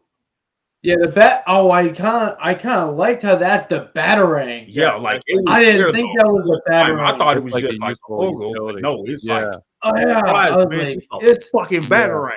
I remember that was a big, like, shit. That was a big thing people were trying to discuss, like before the movie came out. They're like, "Is that's made out of the gun that killed Bruce Wayne's parents?" I'm like, "What? That doesn't make any sense. That's so stupid." People were saying that online. It doesn't make. Yeah, that's like they're trying to like figure out like, oh, what is the bat? What's the bat symbol made out of? And they're like, yeah, that's the gun that killed Bruce Wayne's made parents. out of fucking bat metal. Duh. Yeah, it was interesting that the bat cave was actually located underneath Wayne Enterprises. That was an interesting location. I thought that was and it made sense. I love that setup. Yeah, I think it makes sense. I loved it. It was so small. It was big but small feeling, and like all the technology in it just feels like he didn't buy it. He just made it himself, and he just did steampunky. Like system styled, and it was just like awesome. I love it. Well, you think it's coming out of the building itself, so why don't you have the location like where the source is, like where you're getting all this tech, like where your layer is. So it makes a lot of sense, and I thought that was interesting. And they probably had like an extra floor like down in the basement that they just didn't use, like probably warehouse space, and like that would probably be easier to like hide than building a whole bat cave underneath your mansion. It feels like it feels like it's like an old part of the subway that they shut down that probably ran underneath the building. and that connected, like you're saying, it's connected. It's like basically the actual now the subfloor of it. But like it, and like I enjoyed it. That's probably my favorite. I think it's probably one of my favorite bat caves. It just feels like all the other bat caves, all the like bats too. Like when he entered, they're all yes, because we haven't got anything like was it like Tim Burton bat caves were like those were like comic and animation, like the cartoon style, like it worked out, and then everyone else's like bat caves were just like bland, or it doesn't have anything, or they had like 3 different locations for a bat cave, and like the Dark Knight, and too much shit. And this one just felt like it was just. Oh, I thought you just disappeared. Yeah. It's like no. I thought we lost him. A fucking smudge. I got him. Clean it on my legs. Just ignore me. Yeah, and then this one was like it was just like proper because he just had one cave. He's starting off. He's not expanded too much. He doesn't have too many gizmos. He's working his kinks of everything. And he's like the only real crazy thing is like the fucking contacts that they had was like the super high tech thing. Yeah. That was dope. I like how he's getting the point of view of Selena Kyle's vision as well. Like he's seeing life through her eyes, and I think that like almost like made their connection even greater. Like he kind of understood what was going on. Like this is her everyday life, and this is how she has to go about it. Like she has to flirt with these people to even like get, you know, a simple answer or simple solution to something. I like with the contact idea. I think that's gonna go away later because like Batman's because he's gonna get more knowledge to understand everything. Because he explains, that's probably something on his cowl. Yeah, because he explains like how like every day he's patrolling, it gets harder and harder because so many things is happening to remember what's happening during the days. Yeah. So he plays them back and writes in his journal. And that's another thing is we got a bat journal. It looks like he has. It was horrible. I know. It looked like a 5-year-old with that. Yes, yeah. I'm sorry. Yes, but I'm still amazed that we have a bat journal. So oh god. True, but what are you gonna say? But I'm still gonna say I am excited about this bat journal because if they do go further down the road with like spanning the Matt Reeves universe, we could have somebody else like steal his early journal of his and be like, what's all this shit, and learn all of his like that Batman wasn't this big idol at one point. He had to work through the kinks. Yeah. Like if they did a Batman Beyond spin-off from this. We need it. And he found that journal. I know, but I'm just saying he finds that journal and like he has this like I'm Batman now thing, and he reads that and he's like, even Bruce Wayne wasn't like perfect in the beginning. I don't think this is the Batman they're going to do Batman Beyond with. I think they're going to do it. I know, but I think Michael Keaton's Batman is going to be the Batman Beyond. I know. Like, I mean, his mentor. I think that's what they're setting up with the whole Flash movie. But it just the whole DC universe is kind of confusing. Like now we have the Joker is its own universe, and like we still have the Flash and Aquaman and Black Adam. Maker. Yeah, Black Adam's coming out.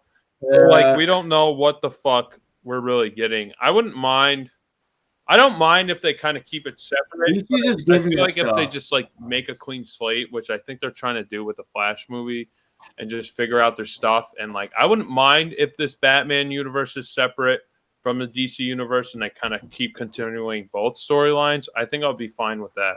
But I think they just got to clean the slate and just figure out what the fuck they're doing, which I think that's what they're trying to do with the Flash Point movie. But I know I keep saying this, but I want fucking Superman. Like, where's Superman?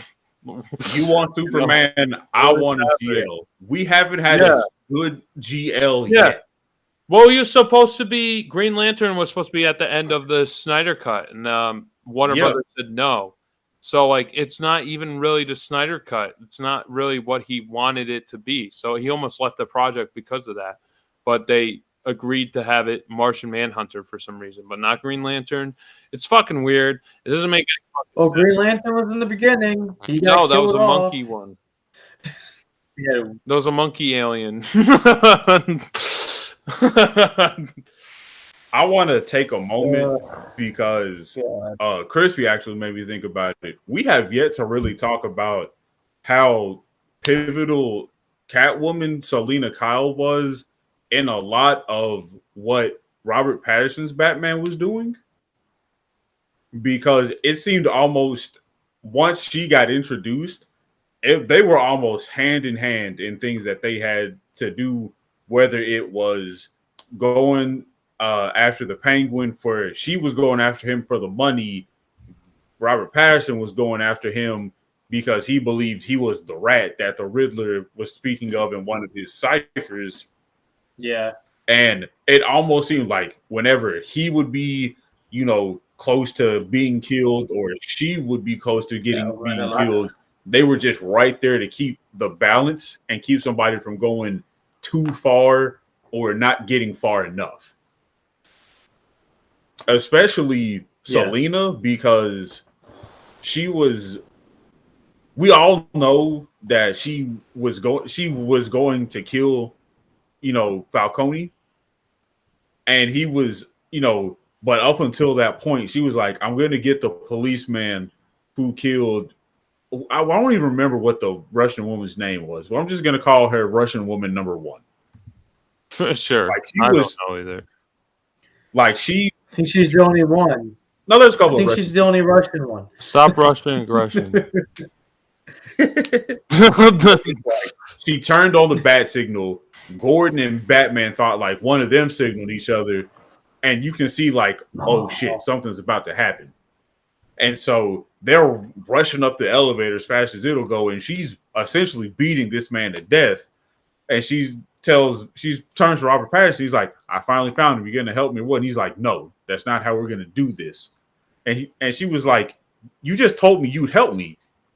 And she was almost like, you went back on your word. And then he, when he broke it down to her, she was like, okay, you're right. And she pushes him off the edge and just runs off. And I was like, Jesus. Yeah. She states she has 9 lives. She states she's a cat. I was like, right there and jumps off.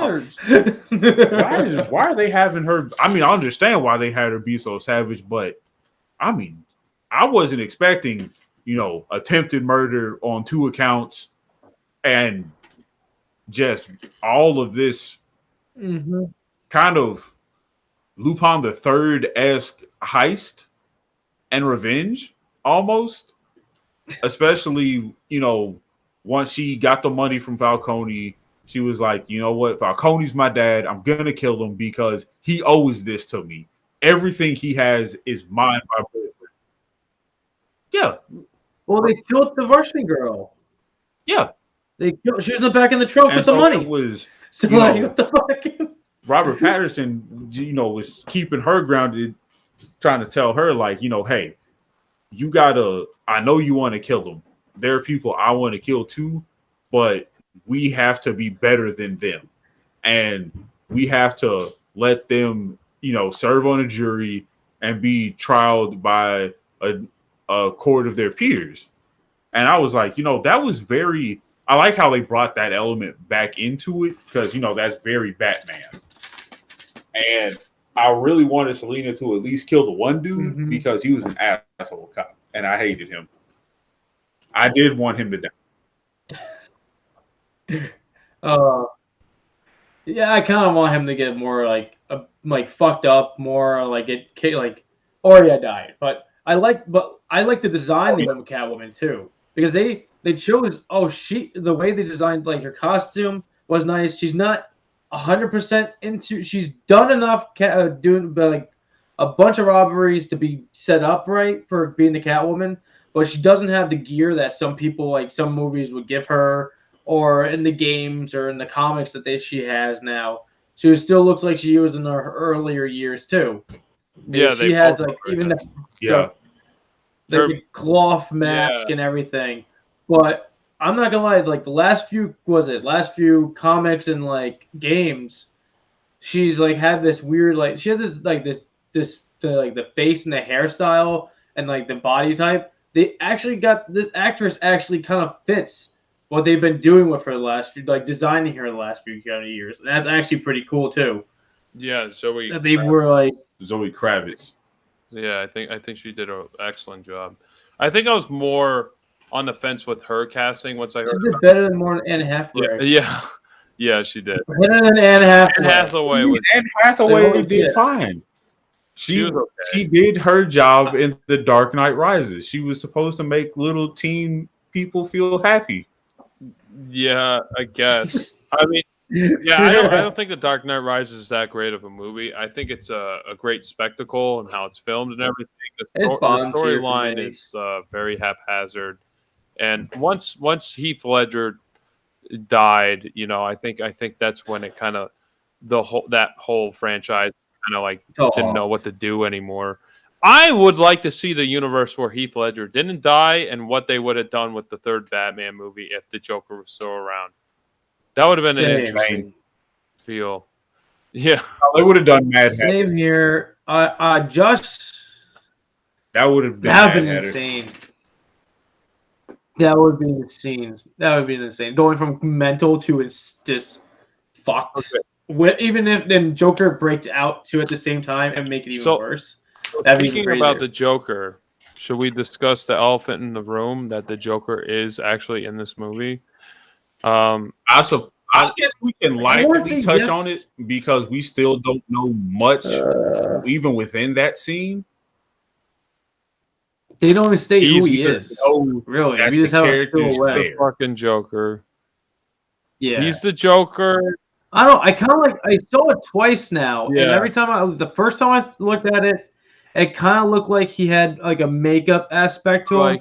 Then the second time I looked at him, it made his face, and it's like half his face was more deformed. Yeah. No, more of his face was more deformed. So in my head, I felt like it was more of a Two-Face feel to me. But then the first time felt more Jokery, and then second time it felt more. It doesn't matter. Anyone can fucking laugh. Definitely the Joker. There's no doubt. There's no doubt. There's no nameplates. It's the Joker. Wait, go ahead. I was just gonna say, if they teased the Joker and gave us Two-Face, that will be the ultimate troll. Because I would rather them do that. I would rather have Two-Face. But I feel like either Two-Face or Mad Hatter. I feel like Two-Face you have to establish like the Harvey Dent persona before he becomes Two-Face, because that's the whole interesting part. I don't know. I think they did a good job with this already. Well, I want them to do. I think they did a good job with this already. This is the Joker. It's the fucking Joker. There's no doubt in my mind it's the Joker. Okay, but I'm just saying, like, if they did the Two-Face thing, I think they could have done the Two-Face thing right, even if he's already Two-Faced, because they did good enough bringing up Batman's backstory without going backwards 100%. I mean, in the beginning of the movie. At least I can see where you at least have to establish that Harvey Dent was the DA at some point in time. Like, you could do it with like a quick news segment or something. But I think it works better if you actually see the transition of Harvey Dent rather than him. Yeah, we may get that too. We may get a flashback to like Gordon's telling Batman that was Harvey Dent, but now it's not because we're not this talking about Harvey Dent. We're talking about the Joker and how he's in this movie. And I wish he wasn't. I was like commending the movie the whole time. Like, oh, the Joker's not in it. That's great. I'm like. And then they fucking put the Joker in there. I'm like, what the fuck? It just felt like it was just shoehorned in. And I think the scene would have worked better for me if it was any other villain who was talking to the Riddler. Like, if it was Scarecrow or like someone else. But since it was the Joker, it just like put a bad taste in my mouth. And like when he was talking, he sounded like Jared Leto. I'm like, did they put fucking Jared Leto's Joker in this fucking movie? I was like, they better not put him back in here. Nothing against Jared Leto, but leave this role alone, please. Yeah. I was like, I don't need to see you again ever. And then we got him again in the fucking Snyder cut, which was already more than enough, more than necessary. But it wasn't him. It wasn't Jared Leto. I just wish it wasn't shoehorned in. I wish it was any other villain. Like, I wish it was like what Jerry was saying. It was like the Mad Hatter or anything. It's obviously the Joker.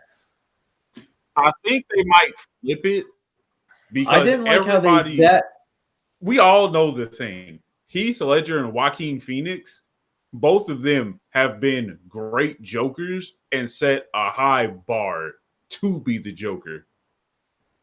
And, obviously we know Mad Hatter, he's batshit crazy.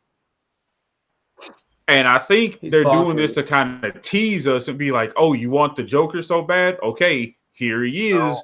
But, the joke's on you. That's not the fucking Joker. That's the Mad Hatter suffering from, I don't know what the fuck. I don't think so. Mercury inhalation. I'm pretty sure that's a Joker. I've seen articles, like, I haven't looked into them, about the actor talking about, like, that he's the Joker. I haven't, like, completely looked into it, but it's definitely the Joker. There's no doubt in my mind that that's what they're trying to do. And that if what they do that you're saying, if they troll us and, like, it's teases that it's someone else, I'd be fine with it. But it was obviously the Joker, and that's obviously what you're going to get as a movie. That's obviously what you're going to get from the moviegoers. It's just like, oh yeah, that's the Joker. Like, that's the first thing you're going to think of, and it's so obvious. Like, it would have been nice.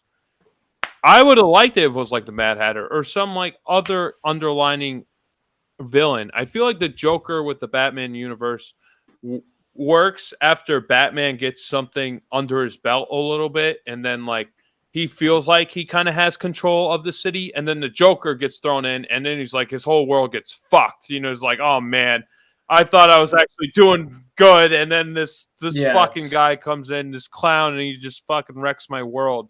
I feel like the Joker works. Yeah, like, third movie would have been great. If Joker was like year like 3 or year 4, I feel like that's when the Joker should be established in Batman universe. I think it's too early for the Joker. I wish they didn't tease him. I wish it was some other character. I would have been fine if it was the Scarecrow or anyone else. But that's like literally the only gripe I really have with this movie is that cameo. Yeah. Put a sour taste in my mouth. I was like, what the fuck? Why'd you put that in there? It wasn't necessary. It could have been anyone else, like even like the Calendar Man. That would have been cool. It was a Calendar Man. I was talking to somebody and they were like, they really hope to see Calendar Man in the next one. And Josh, I do agree. I'm tired of the Joker in the respect of he's always the go-to. And the whole movie itself has been the Riddler. And the conspiracy that he set up from the very first fucking 15 minutes of the movie until the last second, I was like, this is the Riddler meets the fucking Unabomber and the Zodiac Killer. Yeah. Because this was... I was just shocked. I couldn't believe how good of a role the Riddler played in all of this. I hated how he was breathing real heavy like a peeping Tom and some of his video conference calls. But, you got to play. It was supposed to be creepy. It was supposed to be kind of cringy. I enjoyed that. That was creepy. I enjoyed that because it was like it added to it and everything. Like, it kind of gave you that gross grittiness and just like, whoa. And like, I don't know, like it just gave me that creep factor. And I didn't like, it gave me the chill. I felt cringy at moments. It worked right for me. And I don't want that on my phone. And I was just like, oh God, this is like, they're really taking the Riddler and elevating him to the next level. So I was like, yeah, this has me hopeful. Like, okay, if they decide to do Solomon Grundy, how are they going to do that? Are they going to have some some well-known supervillain, messing around with reanimating corpses of like maybe a deceased son, and something goes wrong and he creates a new Frankenstein's monster. Or we could just do the same thing we did in Batman versus Superman. No, like we did. Shut up. No, he's talking about our movie. our Batman. It hasn't been seen yet, so he doesn't know what we're talking about. Matt plays Solomon Grundy. Ow. But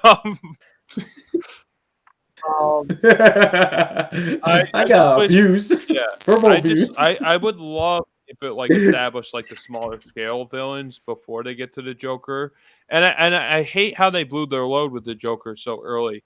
And I think it would have been great if like it seemed like they already cast an actor for the Joker, but if they established like later on, like the third movie, like Matt was saying, if fucking William Dafoe was the Joker, yes, Robin Pattinson universe, that would have been fucking amazing, and you get to tie into the Lighthouse.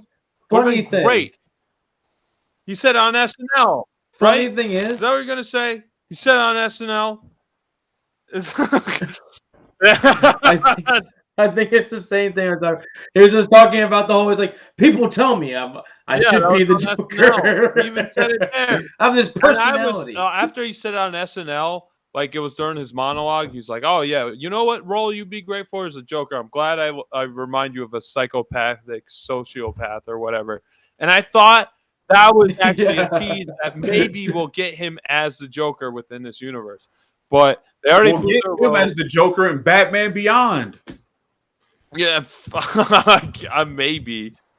I think it would have worked best with this universe with Robert Pattinson, especially with the tie with the Lighthouse. They had such great chemistry with that movie. It would just added another dimension with the whole duality complex with those two characters. I think that would have been the best casting for Robert Pattinson's Batman. How do you guys feel on Carmine Falcone and the Penguin character? How would you like them? I actually did like the Penguin. I did too. Colin Farrell. I thought Colin Farrell was gonna fuck it up because I was like, okay, this is gonna be kind of goofy, kind of stupid. But no, I like that he wasn't overused or underused.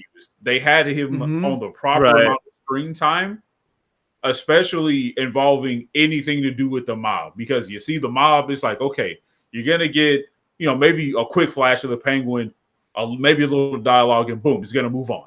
Which it did, which I was like, okay, cool. I don't want the Penguin. I'm not a big Penguin fan, so I was like, this is chef's kiss. Perfect for me. Yeah. I like the Penguin. He's not like my favorite villain, but I feel like with the fall of Carmine Falcone, how he got shot, he's going to move up in ranking, and he's almost going to take the place of Carmine Falcone in the next movie. And then we'll get the established Penguin, like with his money and his wealth and his power that he has that we know from comic books. Yeah, that we're going to get more of that established Penguin persona with like the next movie, and he's going to take over like the realm of Carmine's, hope he doesn't his whole territory. I enjoyed him this much. Like I enjoyed him like in this movie a lot. I'm hoping if they do that like kind of movement that he doesn't do the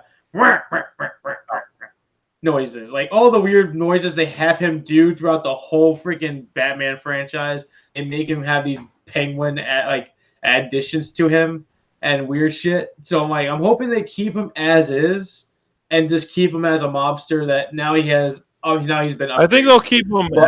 They might make him more deformed. I know with the Arkham games that like fucking someone broke a bottle and shoved it in his fucking eye socket, and that's how he has the monocle, like in the Arkham games. So I'm thinking that they might go in that route. Like they're just gonna fucking shove a fucking bottle in his fucking face, and then that'll be his monocle. It would work. I feel like that would work with this universe.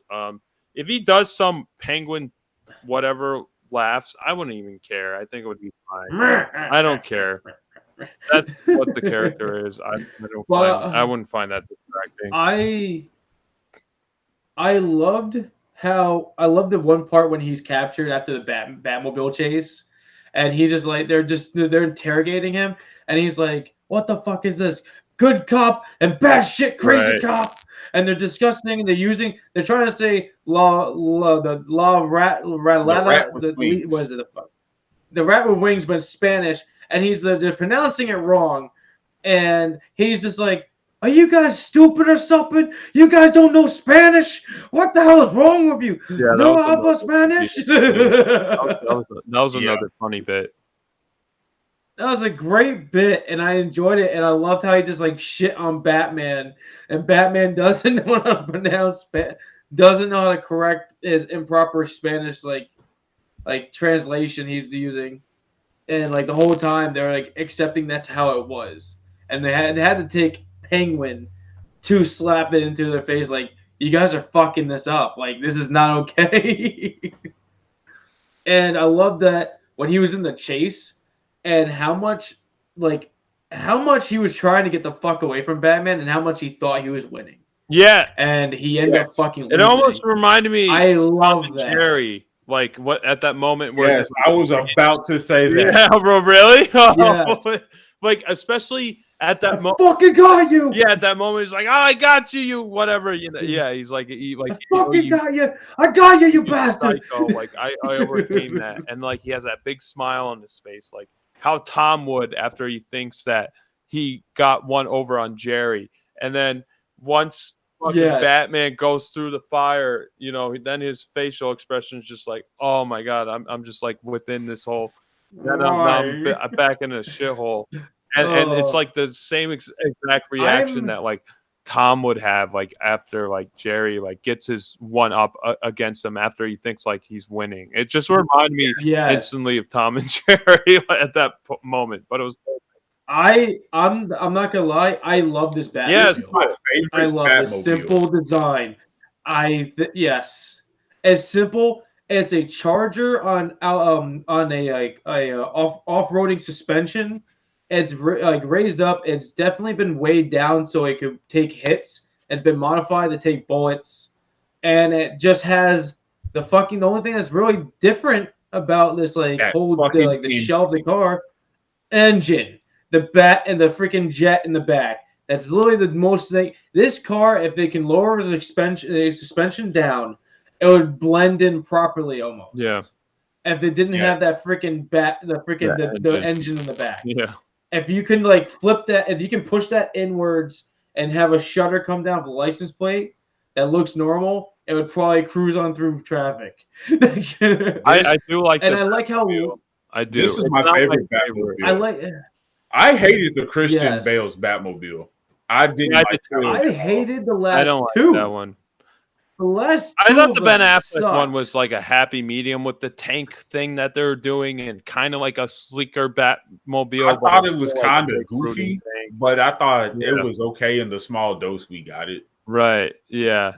It was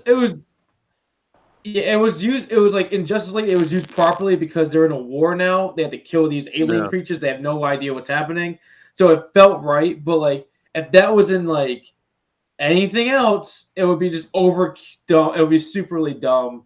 And like the and like Arkham Knight, the Arkham series, we had that kind of like Batmobile, but we didn't use it that much until we got into the city. And they're like Arkham Knight more. Like we actually had to use as a tank. Well, yeah, they and actually use it properly.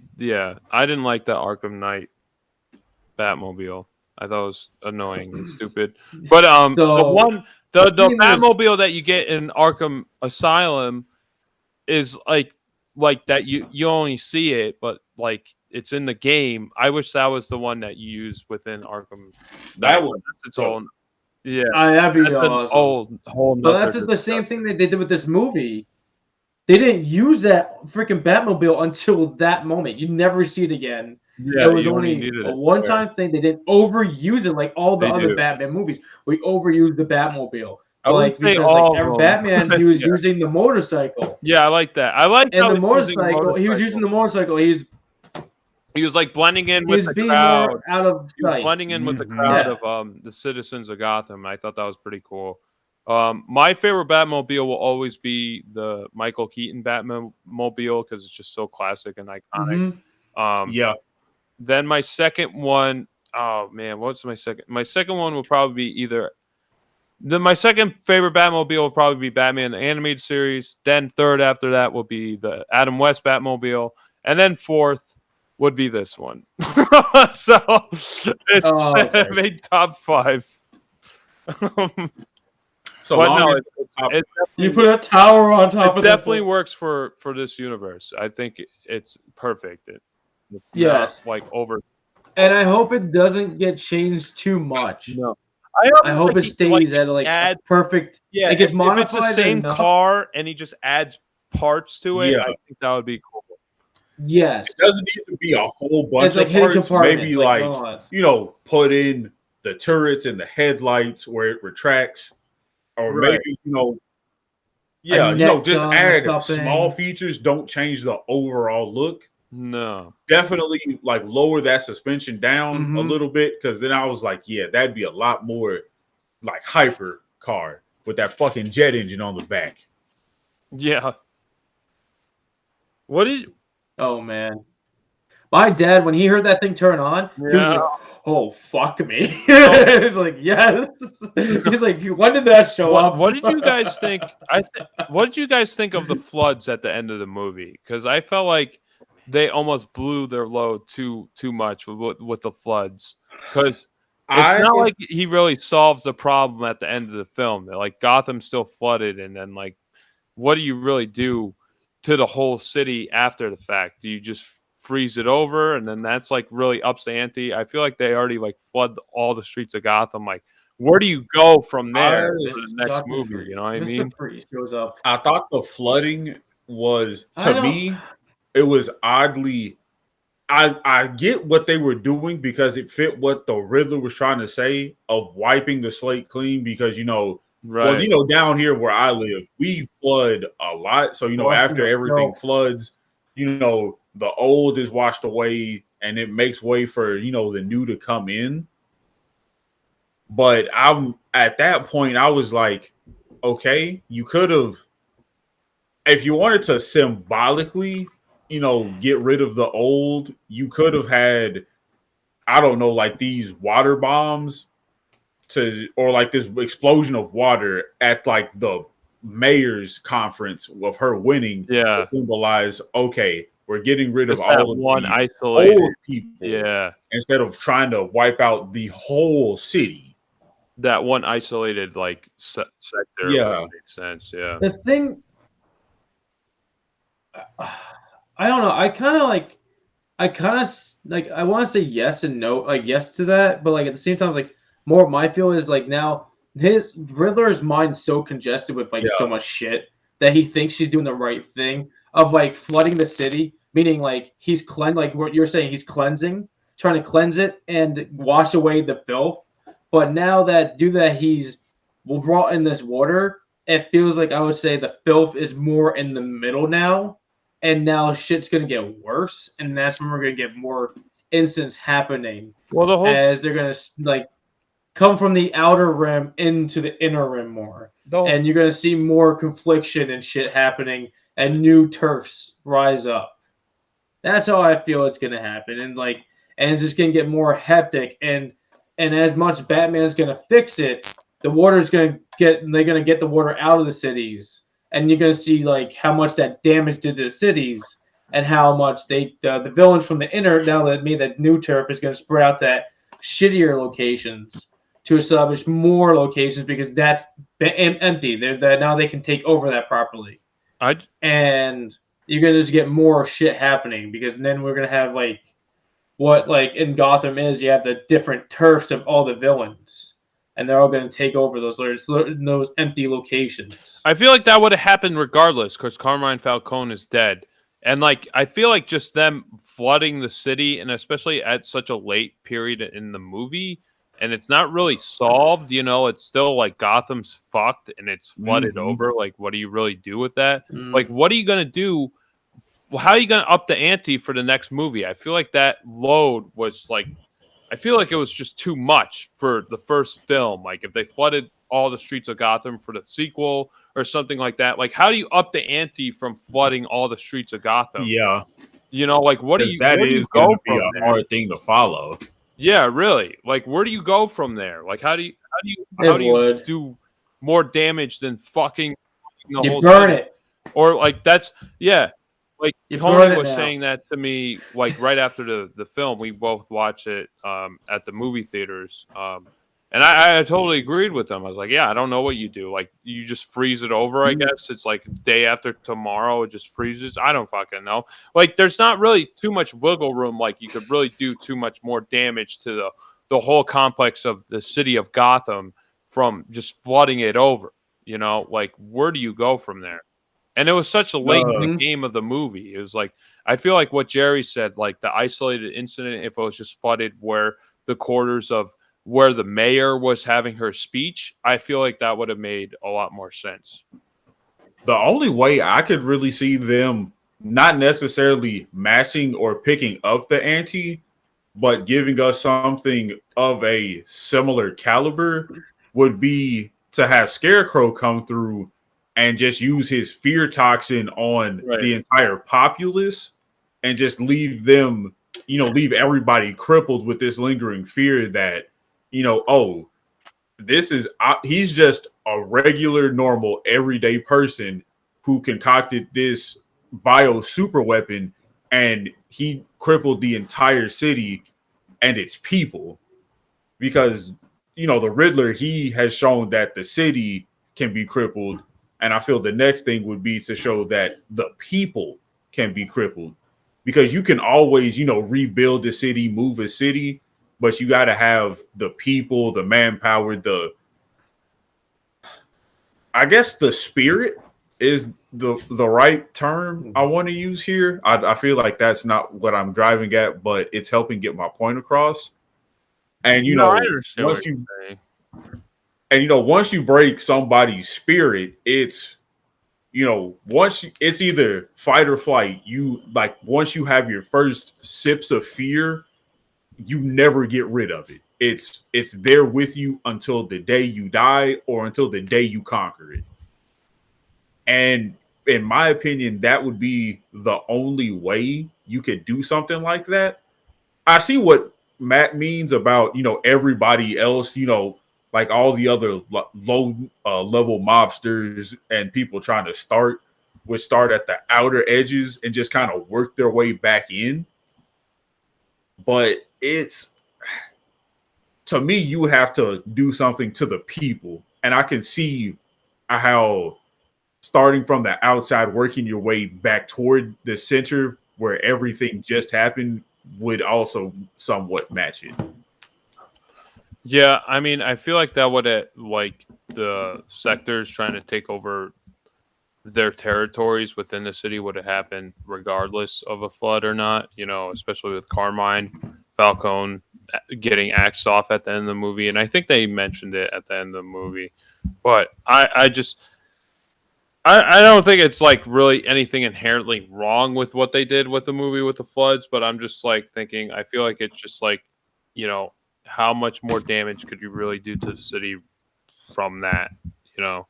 I feel like they almost blew their load too quick with just that, how much destruction that they really placed on the city itself.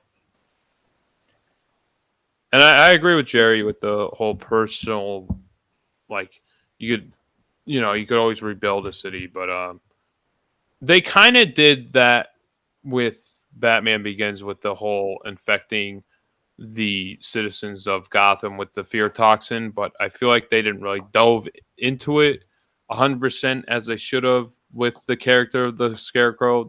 Scarecrow was like more of a B villain, and when Ra's al Ghul was more of the A villain, like the top villain. And I wish they utilized the Scarecrow more within that whole universe, because I like the Scarecrow actor and I liked what they did with the Scarecrow. I just wish it was more in like how he should have been like a main segment, focus for sure. A focus point. like I liked how like they do him in like the Arkham games. They give him that like he's like that giant entity that actually fucks up Batman to the point where Batman doesn't know what's up and what's down and all that other stuff. And if they did proceed on with that was like with the Batman Begins, like it just felt like Ra's al Ghul kind of stepped on top of him, like you were saying. Yeah. And it kind of just had like he had his own plan. He was working with him, but he had his own plans of doing things. And it just didn't feel like it didn't feel like they used the Scarecrow persona or anything of him properly. It just felt like they just used the toxin like in different ways. Yeah, it was just like a tease, like throughout. They just used the toxins. It didn't really take you into a different realm. They just took the realm you were in and just changed the fate, like the faces of the people you're with like demonic look. It didn't like flip a situation or take you to a different location in your mind that would actually bring out the fear in you and all that other stuff. It didn't feel like it did that. And even when like there was a city when they're dehydrating the water and the fear toxin was like just in the air and they're breathing it in, and like they were doing that and like the only time you got like more Scarecrow was when he was riding the horse. Yeah, and then they just like tasered him immediately, and then that's it. And he was like, "Wah!" And he ran and he rides off with the horse. Yeah, and that was like the dumbest part. He was cool for 5 seconds. Yeah, exactly. And he's gone. Well, like and then this one, I feel like Matt Reeves, if he does like take on, did he do that what he just did with everyone else in this? I feel like if he did take on like that idea that they did and what Jerry was talking about and like redid it up, like did that whole concept, I feel like that he would actually do a better way of doing it. And I wouldn't think he would try to do the same thing Batman Begins did. I think he'd have a different operation. And I would hope he would do like kind of a creepy look with him and keep that nice original look to him, but creepy look to him. Like they did with like what they basically just did with like the Riddler. The Riddler, I was expecting more of like Hamburglar mask, pork pie hat, like more like a creepier, more tone to him. Until I started seeing like the posters and he has like the fucking weird ass mask with the glasses on. I'm not gonna lie, he kind of reminds me of the Green Bastard from Trailer Park Boys. Oh my god. There's so many posts of that going around. I'm not gonna lie, I've seen too many of them, and doesn't help that Trailer Park Boys does their own postings of it that they make themselves. And yeah, but other than that, I've seen it other places else on Reddit and shit, so it just keeps spreading. But like they did that, they give him the gritty look. I hope that they do that, like they're gonna do the same thing with if they did take on the Scarecrow thing and run with that. I mean, like I feel like they're do good with any character that they're gonna grab, but I just hope if they do, like, I just don't want them falling in the same suit how Christian not Christian. No, wait, what? Nolan. Wow, Nolan. Yeah, Christopher Nolan. His route of how his movies went, and we end up with the Bane ending. I don't want that. I don't want that at all. Why not? Unless they do it properly. Whenever they decide to do a second one, I would definitely like to see Matt's idea. Since Falcone's dead and everybody's scrambling trying to be the next power, I wouldn't necessarily like to see Penguin step up. I would like to see Mad Hatter in the position of a gang boss. Maybe he was somebody who Falcone, cut out or burned a bridge with when he was doing, the drugs. And he was like, okay, I've made my own supply of drugs now. And, it's this hypersensitive, mind-altering, suggestion drug, so people will follow my commands, from a far distance, and see him in an extreme rise to power. Because I think that would be something else to do an interesting spin on. And I would also like to see Mad Hatter get some screen time. It does maybe have a turf war between him and Scarecrow, that I think that would be something very interesting to see. That would be cool. In that aspect as well. That'd be nuts. I agree with Crispy. I definitely don't want the ending we got for the Christopher Nolan Batman. I thought that was very terrible and cheesy. That was very Hallmark to me. Like, okay, Batman just got his ass busted around for 3/4 of the movie. Let's give him a happy ending. No. Don't he doesn't he's never happy. No. The thing is, like, with that ending, with that movie, that third movie should have been, they should have done Dark Knight third and Dark Knight Rises for second, and changed up the whole the whole thing. Bane knocks Batman down, and then Batman rises back up and beats Bane. Then he gets his whole, like, I'm better than, I beat this big giant wall of a figure. And even, like, and they do the whole Nightfall kind of setup, because Nightfall, Bane, like, I explained this too many times, but they put Batman through a whole week of hell and mental abuse, body abuse, mental abuse, and of other villains, and then Bane steps in place and beats him to a pulp when he's just, like, at his weakest point, and he just puts another dent into him and breaks his back. Batman's in a wheelchair, he gets another person that steps in, and you don't need to do that stuff. We can get Batman gets not yet. But, like, and it'd be like Batman gets, like, gets his back on his feet again after his back is broken, and gets his courage to fight Bane again, and re-amp up the Batman Rises whole rehabilitation of him. I feel like that's a later on Bane, storyline. and then you get. I feel like you have to do Bane later on. I feel like Bane's like year, like 5 or 6. 10. I feel like Bane would be yes, but, like, I would say, like, if we did bring in Bane, it'd be like I'm just talking about the Christopher Nolan stuff. It should have been like the second movie, then the third movie would be Joker breaking them down. Like you say, Batman runs into Joker afterwards, where he thinks he's like, I've defeated this big item, like, person. Then he runs into the Joker. I have no problem with Dark Knight. I think the Dark Knight is the perfect movie out of the. No, I'm saying, like, the Dark Knight would be in the third movie. Yeah, but then Heath Ledger should have been the third. Done it. Well, they blamed the Joker. They blame the Joker for his death in a way. So yeah, I know he would have been still alive. I think that's the only movie I wouldn't change from that trilogy is just the Dark Knight. No, I feel like I'll put it into a different spot. Yeah. I'll move into a different slot. That's it. But, like, if in this universe, if they do the thing of, like, the flooding and all that shit's happening, technically Bane could be in the part of that too, because in the Nightfall, he uses every other villain in Batman's arsenal of villains as weapons to get to Batman. So if Batman has to keep constantly fighting these villains, and then he just steps out of the shadows like, haha, I got you, bitch. Finally, just beats the shit out of him and gets rid of him. And then we get that whole him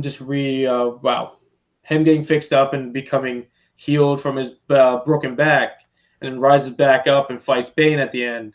And then we jump into a third movie and then we finally get Gotham's getting back on his feet for more destruction.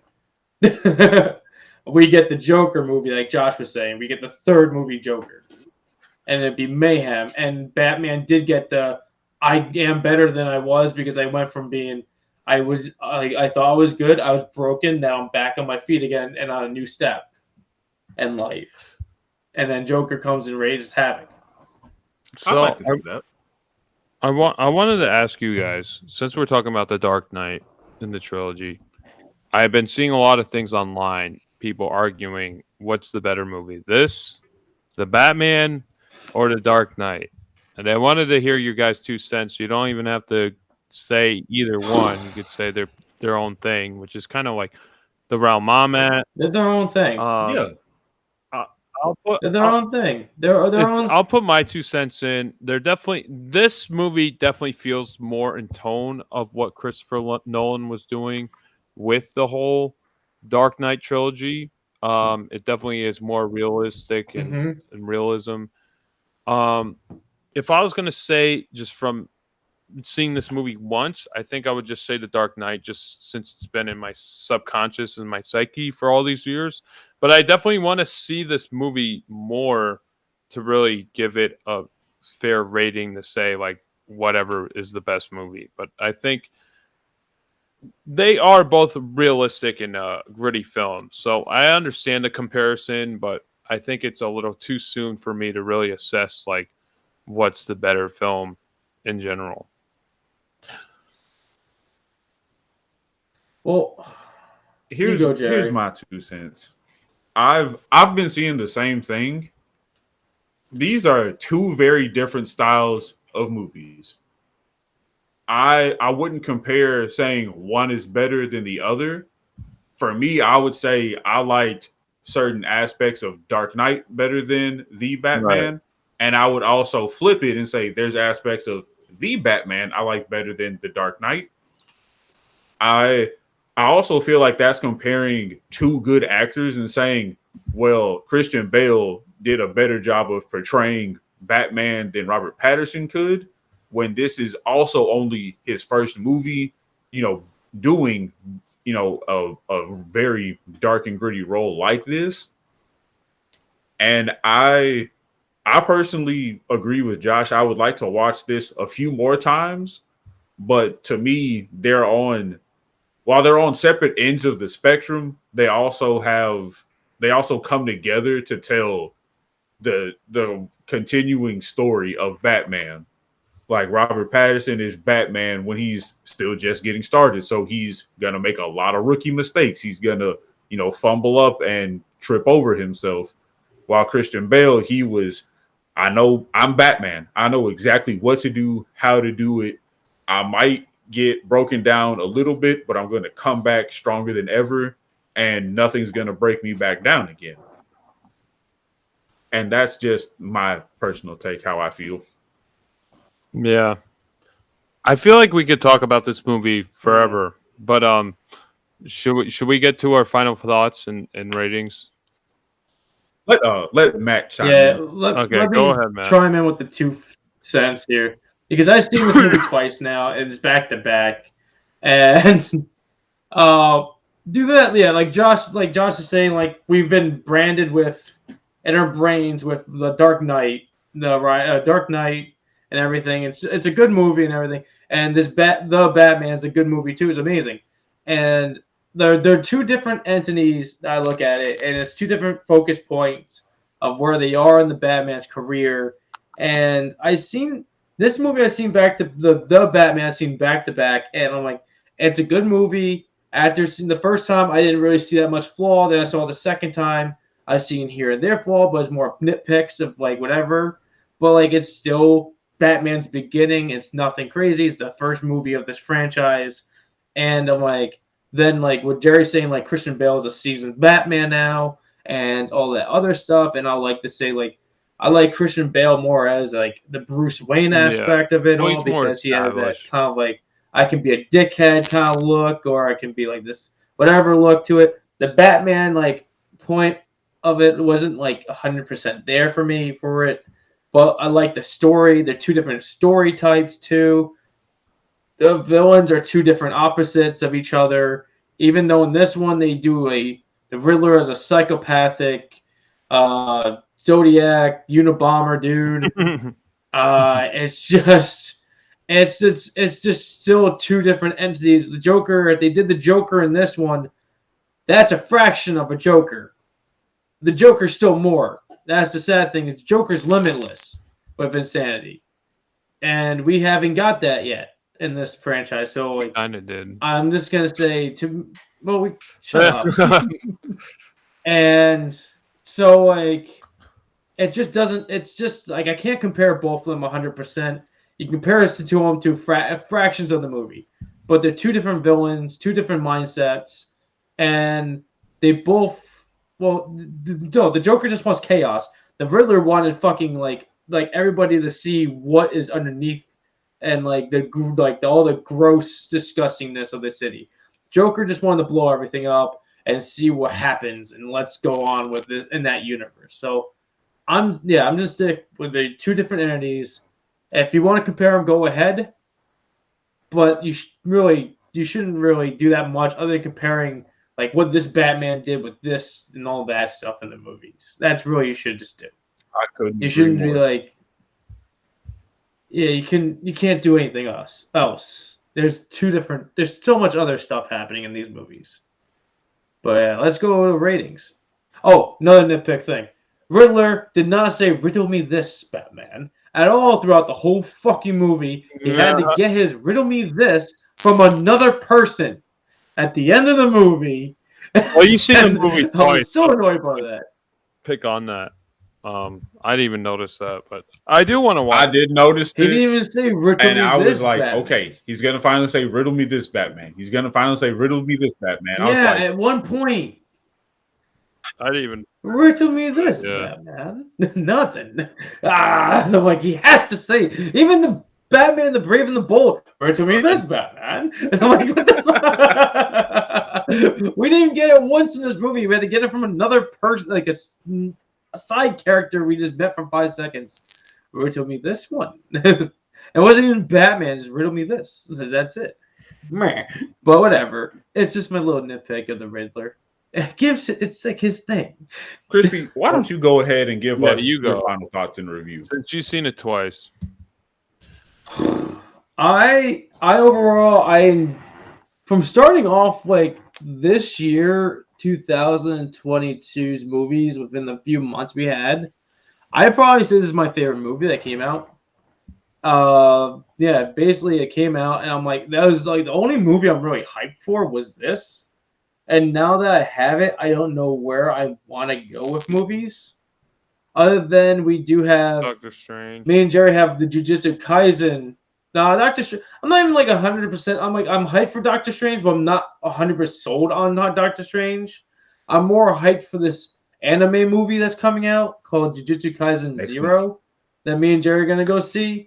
But like other than that, I'm not really hyped up for anything like 100% wise. I'm more like I'm just coasting. I'm just like, all right, these things are coming out. This is like what I was like waiting for. And it gave me what I wanted. It gave me everything I needed, the grittiness, the growth, all that stuff. I love the scenery.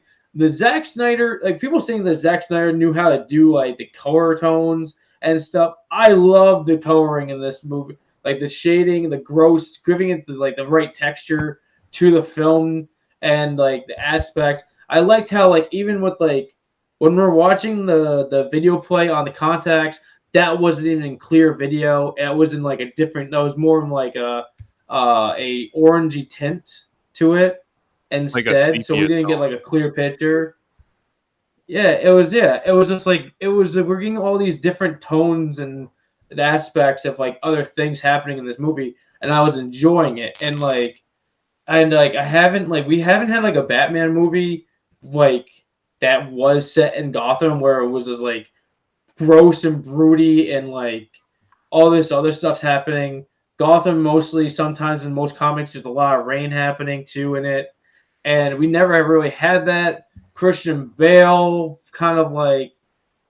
the most darkness we had was like during like the Tim Burton style stuff, and we finally got in this one. The Christian Bale stuff was like mixture of both night and day shit. And like it was just like all around. We were in a different country at one point in that damn movie series. So like in this one's like we get to see the actual the Gotham's like stamp is. This gross and gritty. Don't want to be there. You don't want to be on the streets for that long because something's bad's gonna happen.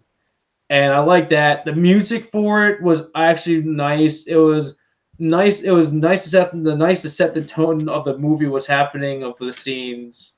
I enjoyed it all, and like I liked some aspects it did with like all these other characters. My biggest, even some things with Batman running down the support beam of the tower that was like where they have the Bat signal at.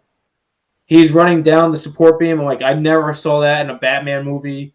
I see him climbing up buildings. I never see him running down at full speed and like supported properly to go down. That was pretty neat of a neat thing to do. I've seen it in animated movies and stuff, but never in the movies.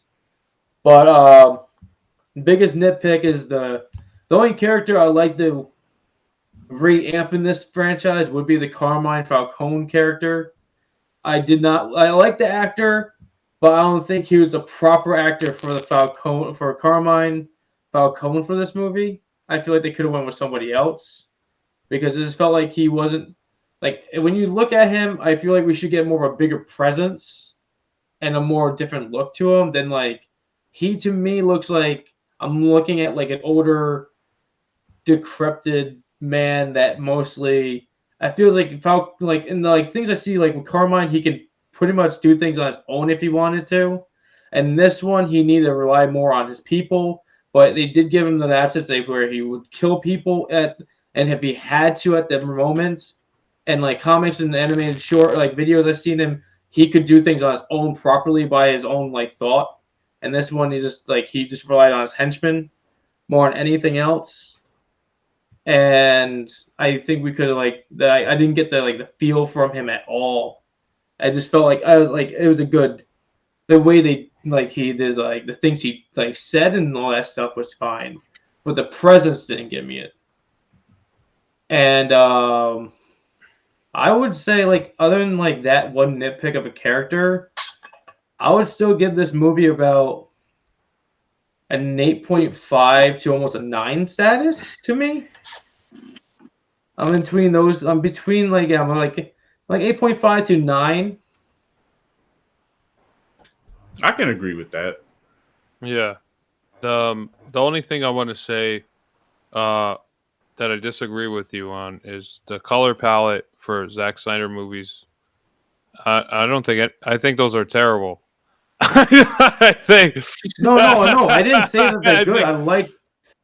No, I said that people say that they're I think great. people are more talking me, about I like this. Cinematography is great from Zack Snyder more than the color palette. The color palette of Zack Snyder is way too gray and fucking gross. I never know. Zack Snyder shit's gross. It's horrible. The cinematography I was liking and how this is great. This color pattern. No, I agree with you on that. I think the cinematography of Zack Snyder is good. I don't think the color palette is great.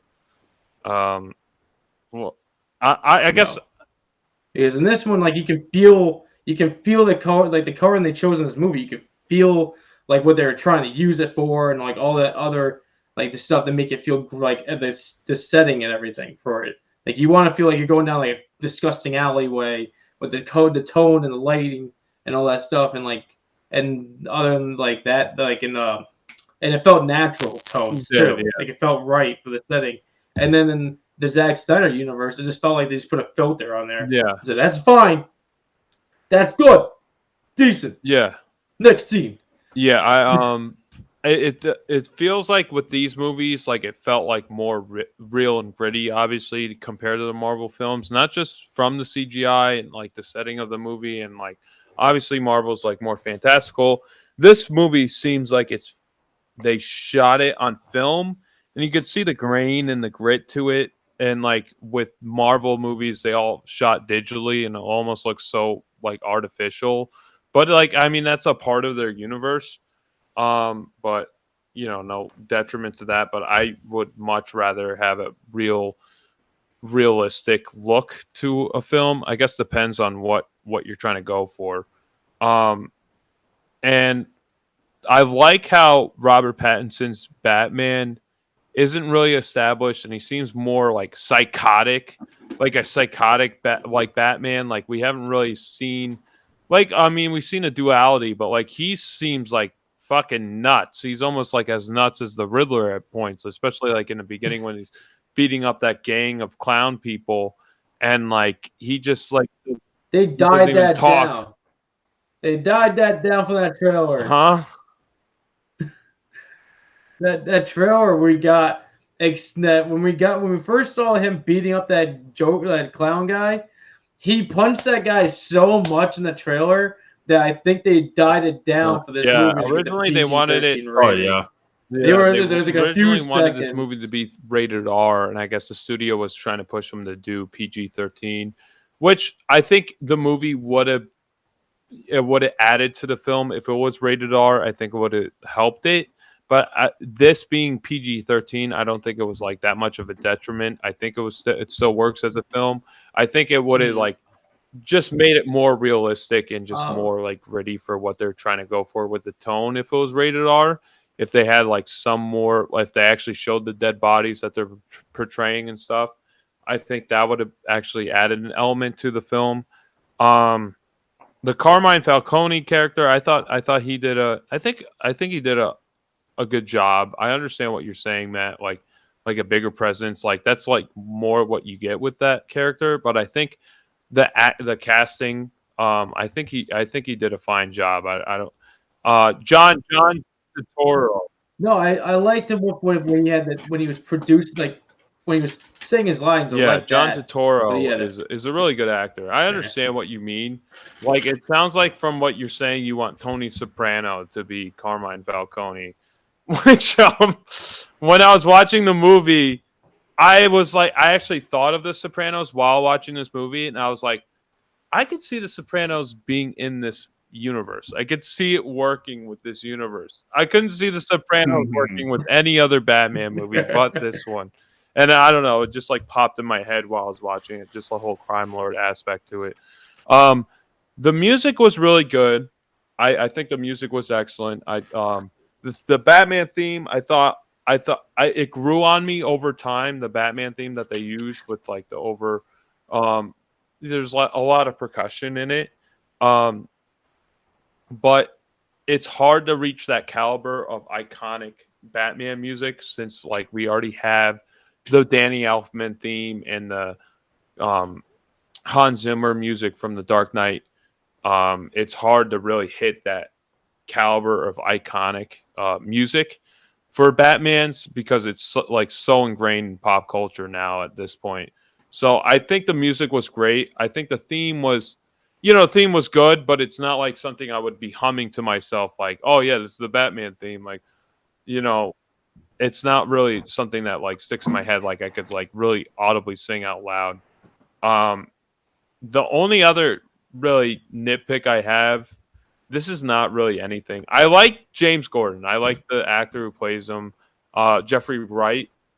I just wish he wasn't whispering every line he was saying.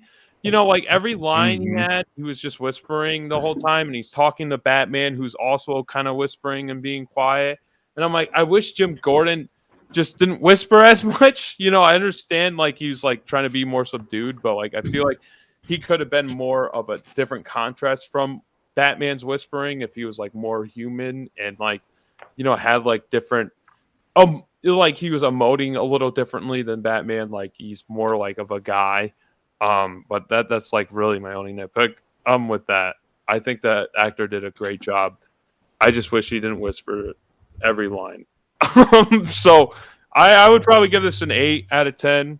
I want to see this again. I feel like I would get more out of it out of the second viewing, which I'm kind of jealous of Matt that he got to see it twice. Lucky for the podcast. Yeah. So I'm done now.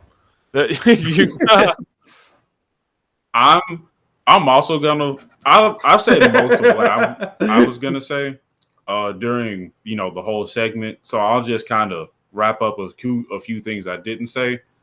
I definitely feel like every single actor they picked to play their roles did everything to the best they could and beyond.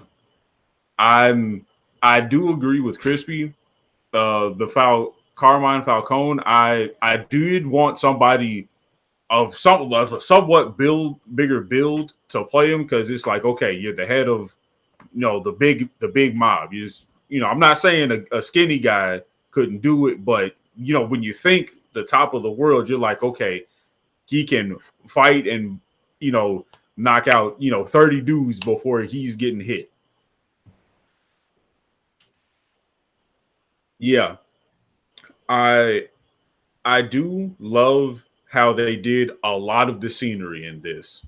It was Like everything from how they did the sunsets to the scenes shot at night with the rain, and also to how they even did the Iceberg Lounge. I think that's what we said it was. Yes. And like the Then sub level where it below. was like the VIPs, because it was, 40 below. it was very Godfather-esque to me. It was like, okay, there's no light, there's very no to dim lights. Everybody's sitting in a corner booth, and everybody's got their head down, minding their own business, staying out of conversations that's not theirs. The actor who played the Riddler, I loved his performance to pieces. Not that he, not that Robert Pattinson didn't shine as Bruce Wayne and Batman, but he definitely, in my heart, stole the show as the Riddler, because he kept me on the edge of my seat, because I was along with Batman and Alfred trying to figure out what all of these ciphers meant and who it could point to. Zoe Kravitz, I'm so glad that she was Catwoman. Anne Hathaway should not have ever been cast as Catwoman. I didn't get a chance to say that. I wanted to say this now in passing. I 100% with him. Just a few nitpicks, like Josh said, I definitely just the whispering. I didn't hate it, but I was like, okay, I want, you give me some power to go in with your voice. This was definitely a phenomenal movie, and I do agree with Crispy. This is my favorite movie so far of 2022. I'm looking forward to a few other movies that I believe are still set to come out this year. I have to check Fandango, but I'm also going to follow behind suit and give this an 8.5, but I'm also leaning more toward a 9. Maybe with another viewing, I can give it that extra half a point that I want to give. Right. That's kind of where I'm at too. So I agree. But we would like to thank all of you from the bottom of our hearts. And Matt, if you want to give us the picks for next week. Right. Okay. So the movie is it next week? We're gonna go to in 2 weeks from next now. episode. Next episode. All right. So my choice for the movie is going to be The Prestige. It's the Christian Bale and Hugh Jackman magician movie that they did back in 2006. And what's it called? The short I pick is Dr. Stone, episode 9. What is the title? I think it's Let There Be Light of Science. That's an interesting choice. What is that? What's the short? Dr. Stone's episode 9. Let there be light. Let there be light of science. The Prestige I heard of. This is like an actual real movie. I'm surprised you picked this. Yes. I love that movie. I didn't get to see it in theaters. My dad bought it. He said it was he's like, I heard from my friends, it's a good movie. He put in the DVD player, we watched it, and I was like, that's where I got more of my love for the 1800s style movies more, is because of that movie setting it off. And then later on I just fell in love with more with other movies, even thanks to the Robert Downey Jr.'s Sherlock Holmes movie adding to that more. But yeah, that was like the stepping stone for me getting into like the 1800s style movie styles. Okay. Well, if you don't want to be spoiled for The Prestige and Dr. Stone episode 9, Let There Be Light of Science, make sure you watch it ahead of time. And I'm going to go ahead and close this out because I still have dinner to eat. I stopped eating to talk about Batman. Yeah, I have to pee. Same here. So, 3, 2, 1. Thank you, everybody, for joining us on BatYard's Finest Podcast production. I'm Jerry, guiding you all with Green Lantern's light, and somebody go. Josh, sending you off up and away until next BatYard's Finest episode. And I'm Superman's pal, Matt. become a superpower. That was Batman, and our podcast still wasn't as long as the movie, so you'll get. Yeah, I just wanted to end.